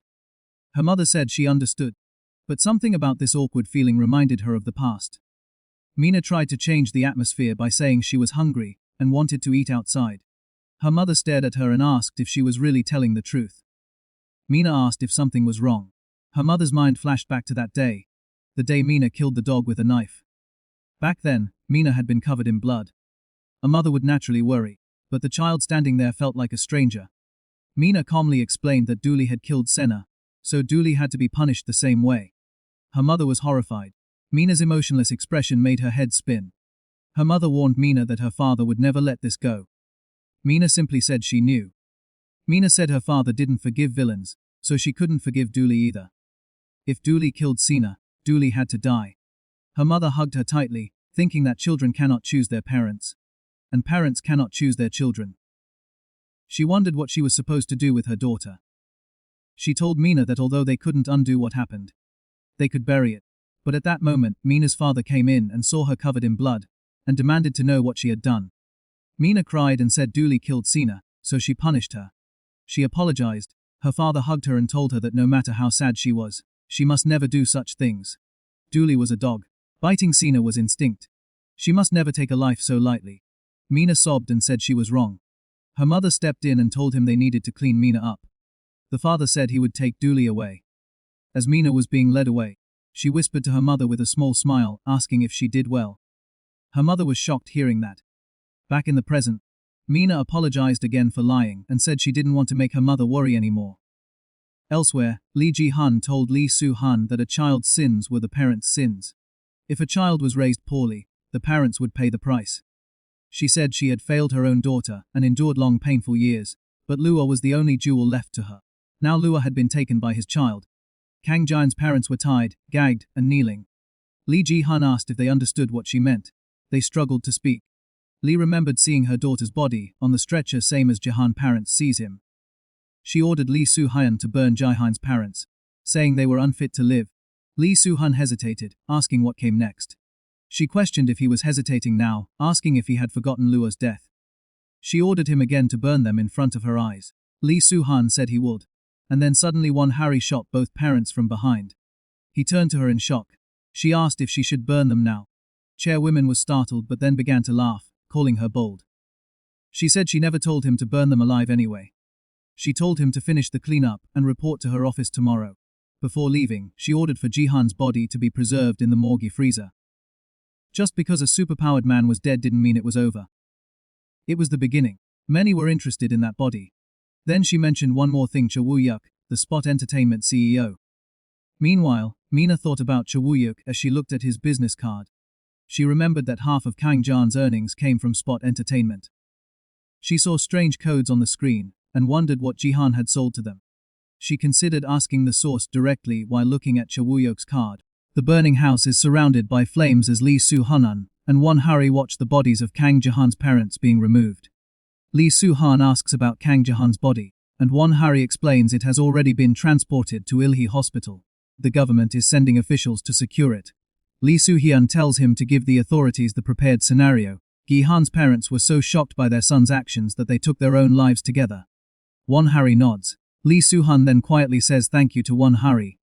Meanwhile, police report on yesterday's ICU explosion, where Lee Lua, granddaughter of Chairman Lee Ji-young of the Illy Group, was admitted. A suspected terrorist attack caused her death, and the assailant's body was also found. Investigators announced they will thoroughly examine this inhumane attack in a hospital, where lives should be protected. News of Lee Lua's death shocks the public, and Chairman Lee Ji-young cancels all schedules. Elsewhere, a reporter questions his director about cancelling this week's investigative report. The director says not to cancel. Focus on the hospital terror incident. Lee Lua's personal issues or rumors about superpowers could distort the case. The reporter asks if this is pressure from the Illy Group. The director explains it's bigger. Pressure is also coming from the government, police, and prosecutors. They want to hide the existence of superpowers, calling it a matter of national security. He then tells the reporter to continue broadcasting without authorization. The story shifts to police chasing a dangerous criminal wanted for organized crime and murder. He stabs an officer and runs. Surrounded, he refuses to surrender and suddenly disappears. Teleportation. He reappears beneath Mina, who sits calmly above him. She tells him he can't stab people and decides to hang him somewhere the police can easily find him. It will be recorded as a criminal ending himself, which she says is easier for everyone. She adds that the world doesn't need someone like him. After finishing, she thinks about acting discreetly, and says there are other ways to entertain herself. Mina checks her phone and sees an invitation from Cha Woo-yuk. She wonders why a chaebol hair would invite her. While eating crackers, she remembers the CEO's words and stands. She wants answers from Cha Woo-yuk, but questions whether he might be another villain needing punishment. In the VIP room, a worker tells the president that security team leader Yoo Jung-hoo has arrived. Jung-hoo enters. The president comments that the task was finished faster than expected, and asks him to clean up the mess in the room first. He admits that knowing Lee Lua is gone leaves him feeling empty. The president asks about the real cause of Lee Lua's death, and Jung-hoo reveals she didn't die from the bomb. She died earlier, drowning. Illy desperately hid it. If it were a simple accident, There'd be no need to hide it for a month, especially with Captain Lee so young involved. Internal issues must be complicated. The president then recalls Lee Soo-hyun and wonders why the chairman called him. Jung-koo explains that Lee Soo-hyun was dishonorably discharged 18 years ago because of Ilha. Lee Soo-hun then traveled the world with Lua's mother, and even Chow Woo-yuk's bodyguard once nearly killed him. Hearing this, the president realizes Lua was Lee Soo-hyun's daughter. Jung-koo explains that he believes Lee Lua was killed by someone with superpowers, and the chairman brought in Lee Soo-hun to avenge her. Yesterday's events were part of that. The president then brings up Kang Mina. He says Jihan appeared, then Cho Woo-yuk, then Yoo Jung-koo. It doesn't seem like coincidence. He wonders why Mina, someone unrelated, was brought along. She should have been safe at home. The tracker in her bag was poorly attached. Jung-koo is surprised. Has Mina caught the president's interest? She has connections to both Lee Lua and Lee Soo-hyun. The president then says that if they fit Kang Mina into this puzzle, everything forms a clearer picture. In a VIP room, a girl named Mere was unconscious, and you heard the commotion and enters that room. A worker explains that her eyes rolled back, and she stopped breathing. You asks if she drank too many cocktails, but the worker says the VIP group brought something of their own. Assemblyman Lee Myryong's son steps forward, angry, asking why they are pawning off damaged goods on him and complaining that they are ruining the mood. Yu calmly asks if he used anything other than what was provided. The assemblyman's son acts confused. Yu reminds him that bringing personal cocktails is prohibited, and says these problems happen because of members like him. Offended, the assemblyman's son blames him and picks a fight. Team leader Yu tells him to stop and says they will wrap up and handle the clean-up, asking everyone to leave. Suddenly, the assemblyman's son slaps him and yells at him to wipe off his arrogant expression. He orders him to go get Woo-yuk. Yu only smiles, saying it's always the same type of person who throws the first punch. He grabs the assemblyman's son and throws him backward, breaking the table. He tells the worker to inform the CEO about the scene caused by Assemblyman Lee Myryong's son. Then one of the other friends grabs a bottle of alcohol and throws it at Yu. Yu catches it and slams it onto the man's head. The man falls with glass scattered around him. Yu, blood on his face, checks if he is dead. The assemblyman's son panics and tries calling his father. Team leader Yu says the situation escalated because he refused to cooperate, adding that his friend died because of him. Terrified, the assemblyman's son cries for help. Then Yu coldly asks if Assemblyman Lee will have to hold a funeral for his son too. Meanwhile, Mina discovers a tracker hidden inside her bag. She wonders how long it has been there and remembers the only person who touched her bag was her uncle, Lee Soo-hyun. She realizes she has only used this bag for school. If she teleported with it, she would have get caught. She finds it unsettling. She blames herself for letting her guard down after the hospital incident. She considers smashing it but then thinks she might be able to use it. At the Spot Entertainment building, the president says yesterday's incident was handled well. Assemblyman Lee Myryong is withdrawing from the primary, and they have a week to unify their political ticket. He calls Murray's death tragic, but says sacrifices are necessary for influence. He then asks Miss Sue if she really wants to quit. Miss Sue nervously says she can't handle this work anymore and wants to leave quietly. She promises to honor the confidentiality agreement. The president tells her she is misunderstanding, she isn't even an idol yet. He asks why she wants to quit. She says she is scared. The president replies that there is nothing to fear, and if the burden is too heavy he can help. He says the legal team will process her termination tomorrow. He then tells her she should stop taking sleeping pills. Shocked, she says she doesn't take any.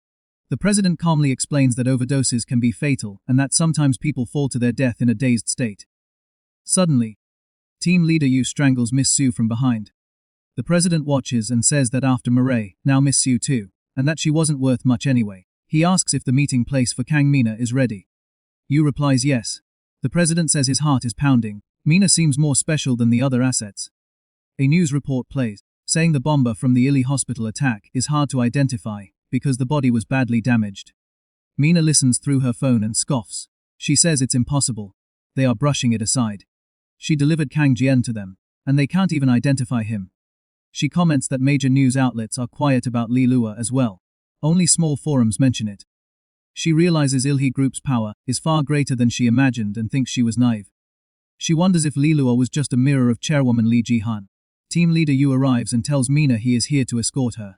Mina asks why, since they were supposed to meet at a nearby cafe. He says CEO Woo-yuk requested a more private place. Mina accepts but notes to herself how strange this is. Yu glances at her, thinking she is not normal for a high school girl, No fear, no hesitation, completely unreadable. Mina then asks him if he is Sergeant Yu. He says yes. She asks if he was close with Detective Lee Soo-hyun. He replies that Captain Lee saved his life. The details are classified, but he owes him everything. Mina then asks if he knows anything about Detective Lee's daughter. Yu is confused. Mina quietly says that her uncle Lee is a good person, which is why she wonders how he and his daughter grew so distant. Grandmother Lee Ji-hyun orders everyone to keep the identity of the superpowered man, Ji-han, completely classified. The National Intelligence Service has already taken custody of his body, but the government has neither the experts nor the equipment to handle a case like this. In the end, they entrusted the body to Illy Group to uncover every secret behind his abilities and potential. Lee asks if they are planning to dissect him. Lee Ji-hyun confirms that the man is one of a kind in the entire world. Suddenly, a woman behind Lee speaks up, saying that cutting him open recklessly would be barbaric. Lee turns and sees her. She introduces herself as Choi Seon-hwa, a monitoring officer from the Ministry of Science and Technology. She offers her hand and says it's nice to meet him, joking that he must be too embarrassed to shake her hand. Lee replies that science isn't really his field. Lee Ji-hyun explains that Lee isn't very sociable, but he knows the most about Ji-han and brought him in, so he will be vital to their research. Choi Seon-hwa smiles and says they will be seeing each other often, and looks directly at Lee. Elsewhere, team leader Yu continues speaking with Mina. He says he doesn't know much about Captain Lee Soo-hyun's family, because it has been a long time since he last saw him. He asks Mina why she's so curious. Mina explains that Lee seemed troubled about something, and she wonders if there is anything she can do to help. He saved her once from a terrifying place. Team leader Yu is surprised, saying Lee saved him too. Mina is shocked to hear this. Soon after, he tells her they've arrived at the location. Inside, the president greets her warmly, saying he has been waiting for her. Meanwhile, Lee checks the tracker on his phone and realizes where Mina is. He wonders why she would go there. Suddenly, Choi Seon-hwa approaches Lee again and says he promised to lead her to the man with superpowers. Harry steps in and tells her to drop the act. C says neither of them work for their original employers anymore, so why pretend? C exposes her true identity, Agent Michelle Lee of the CIA, Science and Technology Division. Choi warns Harry to keep quiet, threatening to kill her if she talks loudly again. Lee asks if this is about the superpowered man, and tells her that if she wants the body, she'll have to convince the grandmother. He has no authority. He walks off. Choi suddenly hugs him from behind and says he's a fool if he thinks she came all the way here just to see a corpse. She says he's still the same, spreading false intelligence and moving every piece of the board his own way. Lee replies that she should change her tactics before she gets herself killed. Choi tells him he's still no fun. Meanwhile, Mina sits in the hotel lounge and comments that the place doesn't seem very busy. The president laughs and calls her intriguing. Mina asks what's amusing about her. He tells her he borrowed this entire lounge so they could talk privately. It belongs to the Bukyang group, so she doesn't need to worry about the bill. Mina thinks he is a typical arrogant rich man. A waiter arrives. The president orders an Indonesian Mandaling espresso for himself and a lightly roasted yogurchef for Mina. Mina stops him and orders an iced vanilla latte with lots of cream and syrup, saying plain coffee is too bitter. The president is startled. Mina thinks that renting out an entire lounge just to meet her is suspicious and wonders what he really wants. As she drinks, she thinks of Ji-han and Lua, imagining they came to places like this often. The president overhears the name Kang Jan and asks who that is.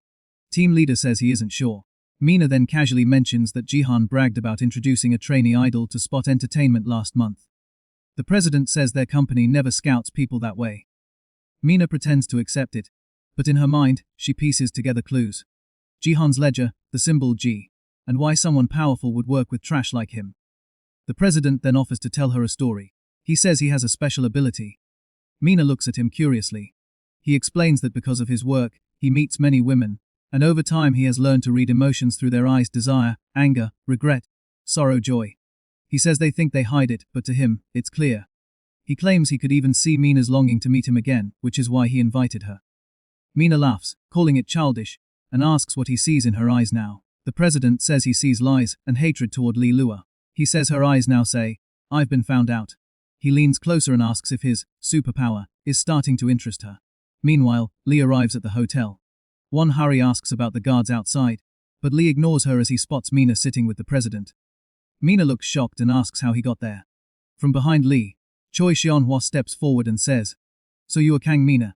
Lee Soo-hyun asks Choi Seon-hwa why she keeps following him, and if what she wants is the superpowered man's body.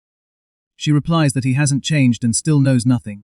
She repeats that she has no interest in that worthless corpse. Choi Son-hwa then turns to Mina and says, "So you're the one who made Lee Soo-hyun lose his senses.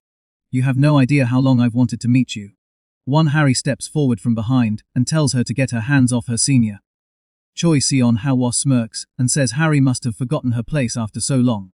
Harry fires back, saying she still hasn't dropped her bad habit and should stop meddling in their affairs. She warns Harry that being rude to her elder sister won't end well. Just then Cha Woo-yeok walks towards them and says it's so noisy. The atmosphere becomes tense. Team leader Yoo Jung-hoo attacks Lee Soo-hyun, but Lee dodges him easily. Yoo Jung-hoo tries again with a punch, and Lee Soo-hyun blocks it smoothly. Yoo Jung-hoo then says they're trespassing on private property, and he will call the guards. Lee Soo-hyun simply tells him to move.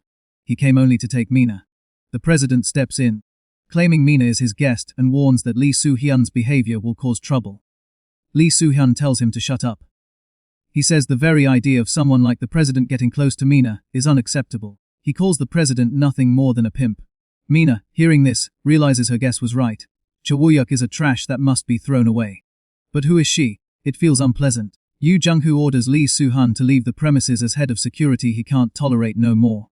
But when Lee Soo-hyun says, "Yoo Jung-hoo, stop," Yoo Jung-hoo suddenly remembers a moment from the past, standing at gunpoint, covered in blood, with Lee Soo-hyun aiming a gun at him. Yoo Jung-hoo charges again. Lee Soo-hyun grabs his arm and throws him into the wall, leaving him bleeding. Lee Soo-hyun takes Mina with him. Outside the building, he apologizes for taking her away without asking. Mina says it is fine, because that place was not enjoyable for her either. Lee Soo-hyun warns her not to get involved with someone like the Cha Woo-yeok. Behind his polite business image, he hides things far from honorable. Mina then asks how he even knew where she was. He explains that he placed a tracker on her that night at the hospital.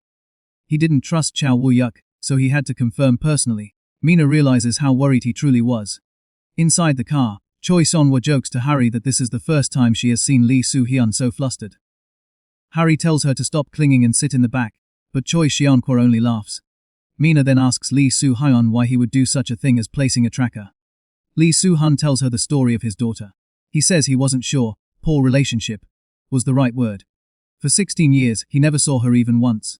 Their reunion happened only after she died. He couldn't even be there for her final moment. He wonders if he ever deserved to hear her call him father, saying he may have been projecting his daughter onto Mina, the child he failed to protect. If only he could face her once more. He stops speaking. Mina asks if she is merely a replacement for his daughter. Lee Soo-hyun apologizes, saying it was not meant to turn out like this. Mina covers her face and smiles softly. Meanwhile, Cha Woo-yeok is furious. Mina pulled everyone into this situation, and yet she walked out after just one word from Lee Soo-hyun. He asks how she dared ignore him. Team leader Yoo Jung-hoo tells him to calm down and says the prediction he made was correct. Cha Woo-yeok, surprised, asks what he means. Yoo Jung-hoo explains, if we fit Mina into the puzzle, the big picture becomes complete. Elite Group's bundle of disgrace has placed itself neatly inside the puzzle. We will ignite the fuse on the bomb, called Lee Soo-hyun, and blow up the Witch of Ili. And Mina, she will light that fuse perfectly. Mina stands on the rooftop, holding a rope tied to Deputy Manager Park's legs. She tells him her wish didn't come true.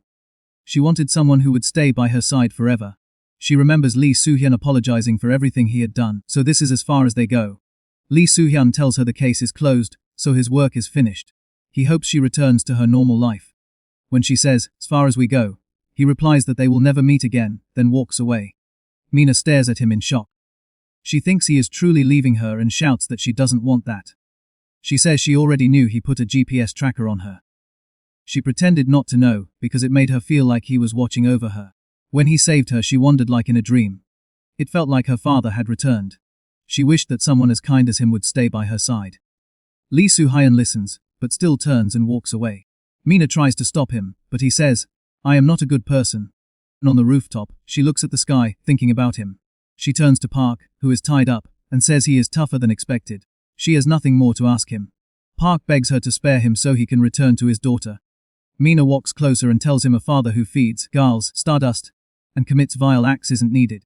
Down below, she says Jihan, who made deals with him, is waiting for him. She will send everyone who did the same to hell, even the CEO of Spot Entertainment. And if the superpowered one acts again, she will be able to meet her uncle again. She smiles. Somewhere else, team leader Yoo Jung-hoo is informed that Deputy Manager Park is out of contact after going to meet Kang Jahan. He asks if Park went alone. The worker replies that every team member who went with him is also unreachable. Yoo Jung-hoo suspects Lee Soo-han. He wonders if Lee figured out the connection between Ji-han and the CEO, then goes to report to the president. The president asks what's going on. Yoo Jung-hoo explained that Lee Soo-hyun has discovered his dealings with Ji-han. He explains that the plan to expose Lee Lua's disgrace using Ji-han fell apart once Lua disappeared and Ji-han went missing. The president tells him to get to the point. Yoo Jung-hoo reveals police information. Ji-han was the superpowered one who killed Lee Lua, and Ji-han, along with his entire family, was handled by Illy Group. The president remembers the body he saw at the hospital. It was Ji-han. Yoo Jung-hoo continues. If their transaction data with Ji-han has fallen into Lee Soo-hyun's hands, then the president has a big problem.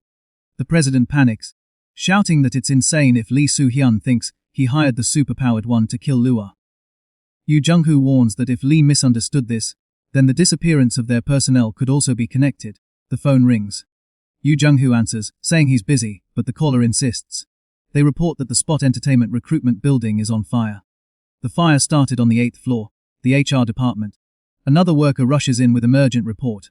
Someone attempted to copy data using Deputy Manager Park's HR ID. The president is shocked, realizing Park was burning in the building while the data was being stolen. On another rooftop, Mina watches the burning building and says, "Chow Woo-yuk, let's see how many sins you've piled up." Yoo Jung-hoo tells the president that this has all been done by Lee Soo-han. Stealth infiltration, intelligence gathering, destruction. Those are the things he excels at. Meanwhile, Lee Soo-hyun sleeps exhausted on the couch. Won Hurry watches him and says he must be extremely tired. He used to wake at the slightest sound, but since returning to Korea, he suffered endlessly. Even more than the superpowered one. He was constantly worried about Mina. Harry wonders if he saw Mina as a replacement for Lee Lua. She thinks about the last time she saw him smile, and wishes she could make him smile again as she walks closer. Suddenly Choi Seon-hwai enters the room. Lee Soo-hyun sits up and asks how she got in. She mocks him for resting so comfortably, and says he's grown dull if he thinks everything is over. Under the couch, Harry hides, thinking she will kill Choi Seon-hwa no matter what. Choi Seon-hwa says she came to deliver news personally. Lee Soo-han replies that he is no longer interested in the superpowered one, and wants to be left alone. Meanwhile, at the hospital Chan-hee wakes up. Lee Soo-hyun asks her if she expects him to atone for what Lua did to that child. She replies that he already knows about his daughter's sins. Because he cannot face Chan-hee and the other children Lua tormented, he is unable to judge the situation rationally. Lee Soo-hyun sets his cup down and asks what she is trying to say. She tells him that no one will tell him who truly killed his daughter, and that it is Yoon Chan-hee. He is shocked to hear this. Meanwhile, Cha Woo-yuk orders the team leader to check the CCTV cameras. Yoo explains that the intruder was clearly captured, but there are many strange points. Cha Woo-yuk says, then it wasn't Lee Soo-hyun. The team leader Yoo reports that the figure was tall, wearing a hooded coat, around 175 cm with a slender build. It was absolutely not Lee Soo-hyun, and was likely a woman. Cha Woo-yuk is shocked and wonders if it could be Won Hari, the woman who stays with Soo-hyun. The team leader Yoo continues, saying that when tracking the intruder's movement path through the CCTV, there were many blank areas. Because of these missing sections, they cannot determine the exact entry route. Cha Woo-yuk becomes irritated and says this is no time for puzzles. What matters is that the web they worked so hard to build has fallen into Il-hae's hands. If that old woman gets their data, she will tighten the noose around his neck. He orders the team leader Yoo to erase her by any method. The team leader Yoo smiles and tells him to calm down. Someone of his future status should not lose composure. Cha Woo-yuk asks what he means. Yoo replies that whoever took the file, he hopes they open it soon. Mina holds the pen drive, and says it contains the list of products Cha Woo-yuk traded and the names of his clients, including politicians, judicial elites, and celebrities. If this evidence is released to the media, no to someone trustworthy, she thinks briefly about Lee Soo-hyun, but then rejects the idea because she is not even sure if he's a real detective. But the file is encrypted, and it cannot be opened easily. Mina asks if it needs a password. Yoo says that even if someone enters the correct password, once the file loads on an unauthorized device, the kill switch activates. It triggers location tracking and destroys the device. The file will self-destruct no matter what, so there's nothing for the president to worry about. Suddenly, Yoo receives a notification. He says, already, how impatient. The thief is closer than expected. He tells the president he will catch them. Meanwhile, Mina tries to open the file on her laptop, but it won't respond. She senses a security operator, then the laptop explodes. She realizes her location has been exposed.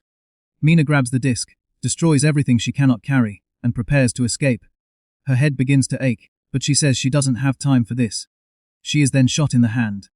On a helicopter, the team leader aims with a scope and says he has gotten rusty. 10 years ago he would have ended it with one shot. The helicopter approaches the building. Mina's hand is bleeding. The team leader Yu tells the pilot to lower the altitude, because he cannot get a clear angle, smiling as he speaks. Once they land, he orders all units to sweep the area thoroughly. He plans to capture the thief himself. Mina, clutching her wounded hand, panics. She wonders what to do and if she can hide this wound from her mother. Yu notices light coming from inside the building. Mina then flies into the air using her powers and attacks the helicopters, destroying them. Yu realizes there is another superpowered individual. The helicopters fall to the ground and explode. Elsewhere, Cha Woo-yuk waits inside the building, irritated that the team leader Yu has not reported back. He hears someone approach and assumes it is him. But when he turns around, he sees Mina holding the injured team leader. Mina says she didn't need to think so hard about evidence. Dropping them from 10 meters is enough to make everyone obedient. Cha Woo-yuk is shocked. Mina continues, addressing Cha Woo-yuk, asking if he has ever flown in the sky. Meanwhile, Choi Sion-woo receives a call saying something has happened. Everything was recorded, and it is exactly what she needed. Lee Soo-hun visits the hospital to meet the boy who has awakened. Mina looks at her injuries and thinks there is no way to explain them. No matter how she thinks about it, everything has become sharp like a blade. She believes nothing can be undone anymore. While Cha Woo-yuk is terrified as he falls from the building with her, he begs Mina to save him. They both teleport while falling. At the hospital, Lee Soo-hun visits Yu Chan-hee. Chan-hee asks if he is Detective Lee Soo-hyun, and Lee says yes. Lee explains that he came to ask about the kidnapping incident. The chief lady appears and asks if Lee's interrogating Chan-hee. Lee says the case is already closed and that he will be leaving soon. The chief lady then asks if he is not curious about who really killed Lee Lua. Lee tells her not to make him repeat himself and says Kang Ji-han is already dead. The chief lady steps closer and says there is still a small doubt in his heart, and that he wants to erase it. Chan-hee asks about the people who kidnapped him and Mina. Lee tells him they are all dead. Lee then asks if Chan-hee remembers anything from that day. Chan-hee says he remembers nothing, except that he saw Kang Ji-han when he left school with Mina. The doctor said he likely has amnesia from a severe head injury. In his mind, Chan-hee wonders if Mina could be involved, and becomes nervous because Lee's eyes are serious. Chan-hee says his head hurts and that he cannot continue. Lee agrees but asks one last question. Does he remember when Lua died? Chan-hee is shocked. Lee explains that Lua committed many crimes protected by the Ilya group. On the day Lua died, she assaulted Mina and Chan-hee. Lee says what Lua received was divine punishment. He asks Chan-hee if he is curious about who delivered that punishment. Chan-hee says he and Mina were powerless against Lua and suffered her abuse. Lee confirms that after the bullying, they never saw Lua again. Chan-hee agrees. Lee then reveals that officially Lua died 3 days ago in the ICU from a bomb attack, but in reality she disappeared 3 months ago and was already dead. Only the Ilya group and Lee know this. He then says that the killer is Mina and that Chan-hee witnessed it. Lee puts his hand on Chan-hee's shoulder and says Mina killed Lua with teleportation. Chan-hee denies it, but Lee says he already knows the truth and walks away. The chief lady laughs and says Lee looks like someone who knows the real culprit.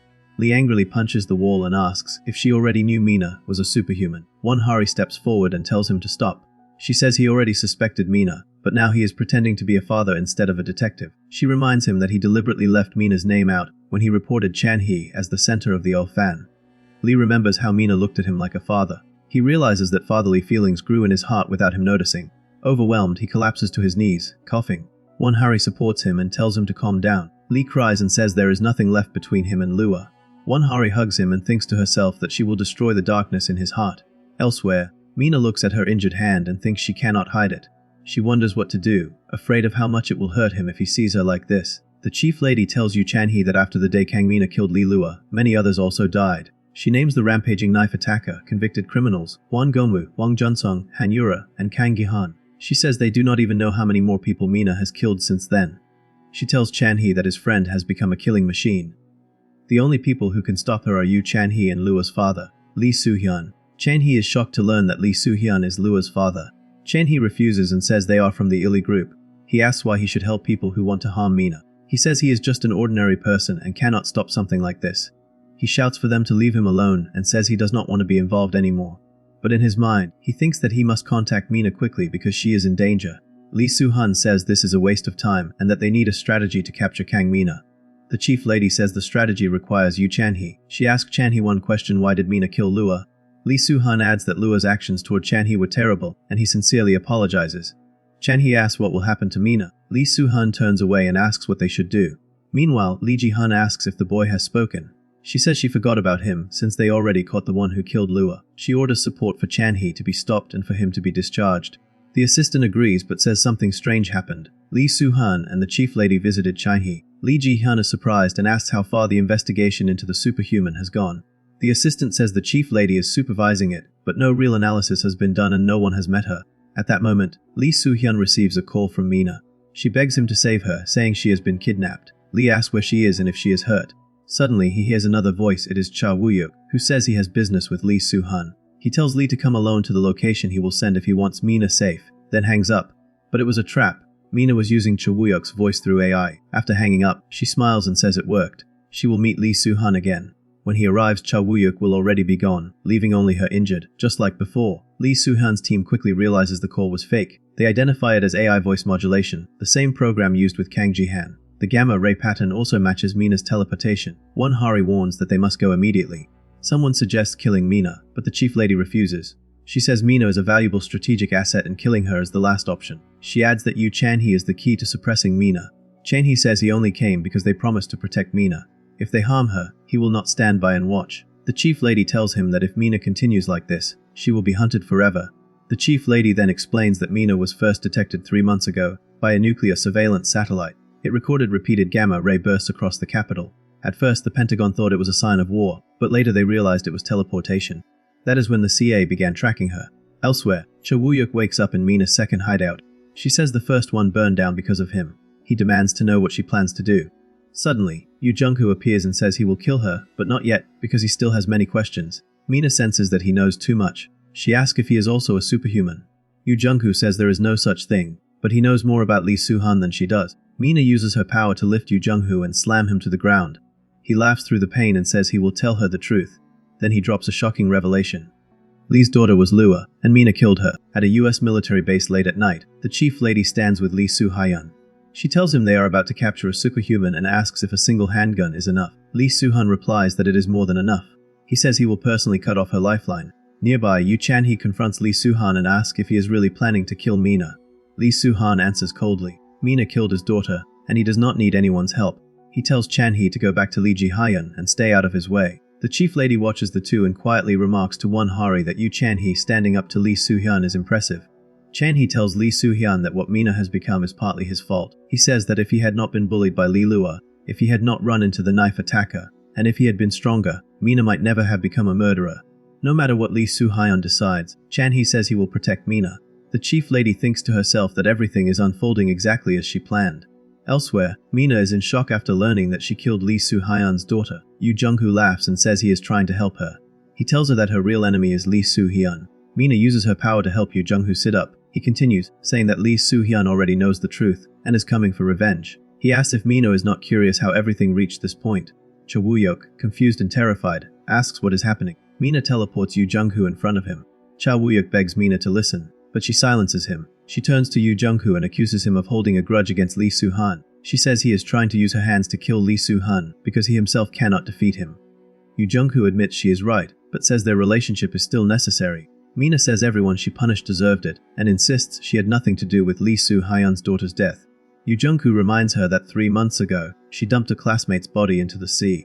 That classmate was Lee Lua. He tells Mina that Lee Lua was Lee Soo-hun's only daughter. He asks if she finally understands why they must work together. Mina is shattered. She remembers Lee Soo-hyun speaking about his daughter and how he saved her. She begins to cry. Cha Woo-yuk tells Mina that Lee Soo-hyun is her true enemy and that she should rise higher by getting rid of him. Mina snaps and throws Cha Woo-yuk into the air, smashing him to the ground. Her head begins to ache again. She whispers that Lee Soo-hyun will be here soon and that everything is falling apart. Just then, a voice calls her name. Mina turns around. It is Lee Soo-hun. He asks softly if she is badly hurt. They stare at each other, and Mina breaks down in tears. Mina's big speechless as Lee Soo-hun asks if she is okay. She tries to answer, but suddenly her body lifts into the air on its own. Mina panics, trying to explain, but in her mind she realizes her body is moving faster than she can control. Lee Soo-hun tells her to come down and says he already came here knowing everything. Mina, shocked, asks if he truly knows everything. Lee Soo-hun says he knows she is a teleporter, that she used her power to kill many people, and that one of them was Lee Lua. Mina breaks down and finally asks if Lee Lua was his daughter. She wonders if Yu Jung-hoo told him the truth. Unknown to them, headquarters is watching everything live. The chief lady orders them to stand by. The analysis team reports that Mina's gamma-ray emissions are firing in millisecond intervals, nearly 1,400 times per second. The chief lady is stunned. Snipers lock onto Mina, waiting for orders. The chief lady thinks that if all 5 teams strike at once, they could capture her, but for now they must trust Lee Soo-hyun. Lee Soo-hyun walks toward Mina. She shouts for him to stop and says it makes no sense. Lee Lua was the heir of Illy Group, so how could her father be a cop? She accuses him of not even being a real detective.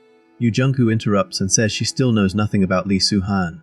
He reveals that Lee Soo-hyun is the world's greatest contract killer, summoned by Illy Group to kill Mina. At headquarters, Yoo Chan-hee panics and says Yoo Jung-hoo is provoking her. The chief lady stops him and says this process is necessary to tame the monster. Mina, shaken, asks Lee Soo-hyun if he really deceived her.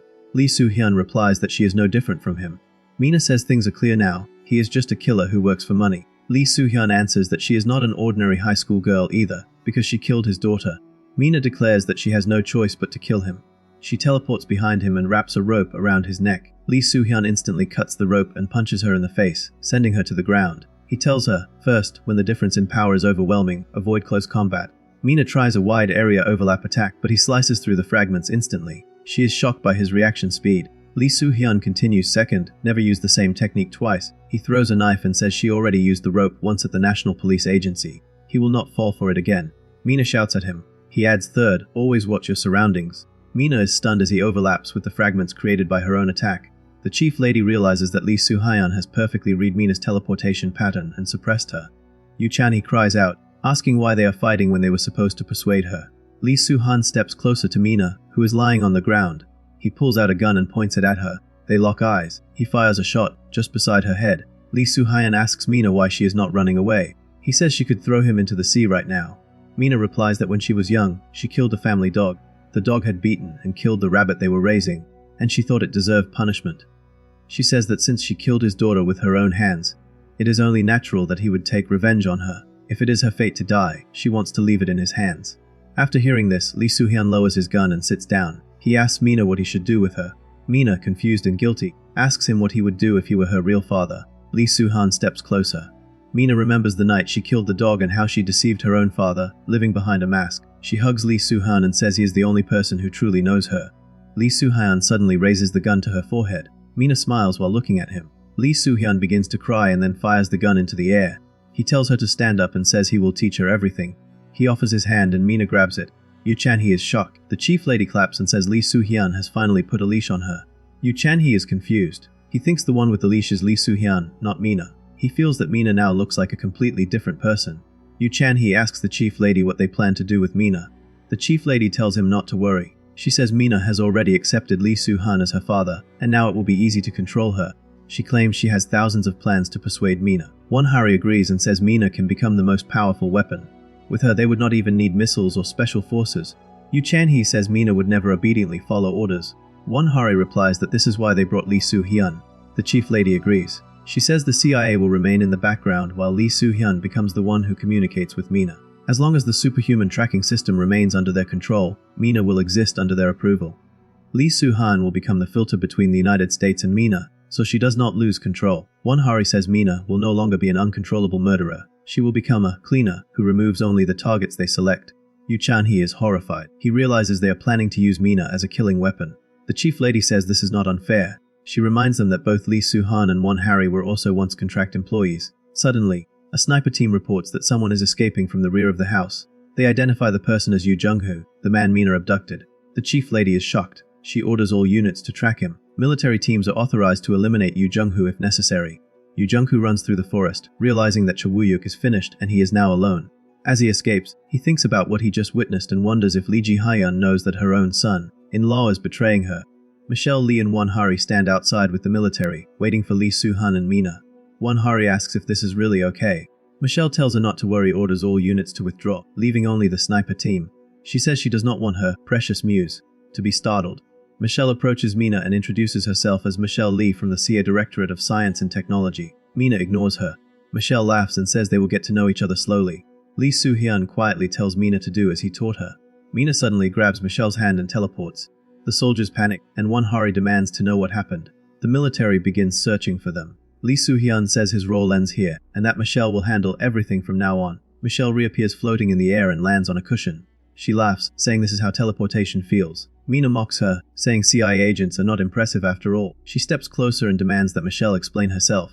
Michelle asks if Mina is worried about Yu Chan-hee. Mina is shocked and asks if he woke up. Michelle says she only wants to make a proposal. She invites Mina to join the CIA. She says she has been waiting to meet her ever since the satellites detected the strange light signals. She claims she knows all of Mina's secrets, including the people she loves. Mina asks what Michelle wants from her. They float into the air, and Mina suddenly teleports Michelle into the sea. Michelle shouts that she is a good swimmer and that threats like this will not work. A rope drops from the sky, and Mina pulls her back and teleports her again. Mina says Michelle does not understand her at all. She says her mother, Yu Chan-hee Lee Soo-won, and her ordinary life are what she truly cherishes. If she had protected those things, she would never have started killing. At headquarters, officers report they still cannot track Mina. Her teleport pattern keeps changing. Lee Soo-han realizes real-time tracking is impossible. Michelle tells Mina that she has a strong connection with Lee Soo-an. Mina smiles and says the man who lost his daughter is already on her side. Mina says she wants a constructive discussion. She admits she is just a high school student and cannot find all criminals alone. She says the CIA should help her, and in return she can handle some of their work. Michelle shouts that this is exactly why she wants Mina to join the CIA. Mina refuses. She says that would mean taking orders. She wants a one-on-one deal. They teleport again and appear in a classroom. Mina says the chase is over and asks Michelle to make a deal.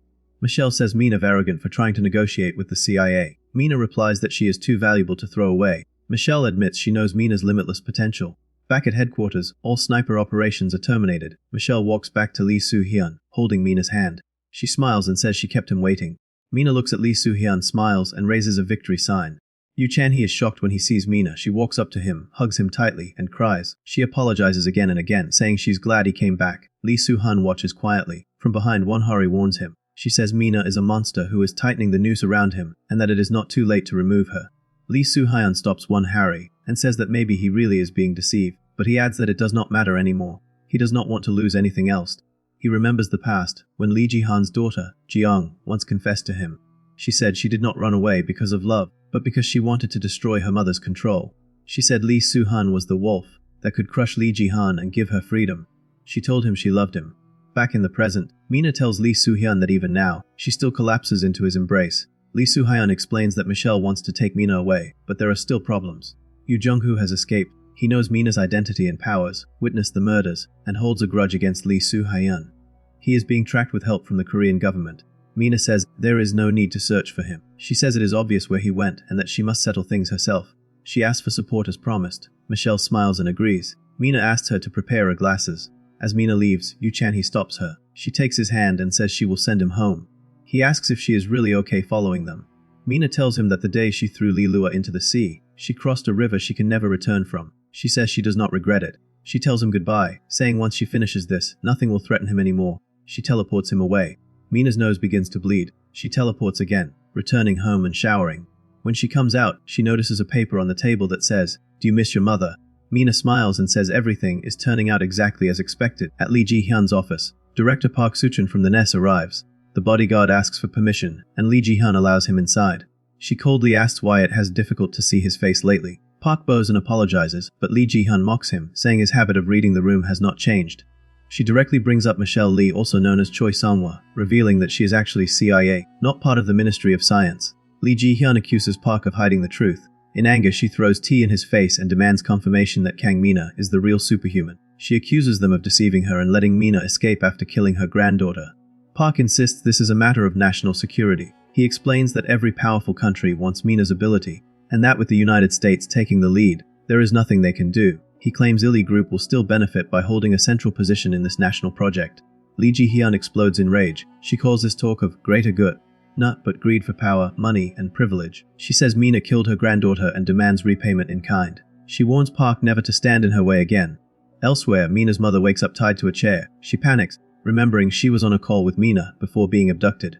Yu Jung-hoo enters and calmly tells her she was brought in a hurry. He reveals that what matters most is Mina's love for her mother, then shows her a bomb, terrifying her. Yu Jung-hoo calmly reassures her, then strapped a bomb tightly around her neck. Yu Jung-hoo contacts Lee Ji-hyun through a video call and shows Mina's mother.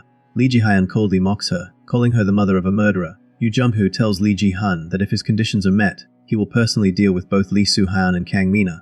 On another front, Michelle Lee finishes a phone call and tells Won-hari that someone very high up is involved. She then turns to Mina and says she has both bad news and good news. Mina immediately guesses the bad news.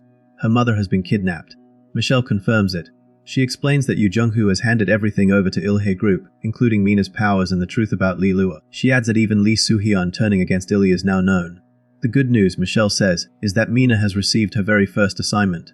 Won-hari is shocked, but Michelle insists this is real. Lee Soo-hyun tells Mina to accept the job, saying she has no real choice. If it succeeds, her mother and Yu Chan-hee could both be protected. Mina agrees. Later, Mina stands alone on top of a building. Won-hari approaches her, questioning whether she even worries about her mother. Mina smiles, teleports behind her, and quietly asks if Won-hari dislikes her that much.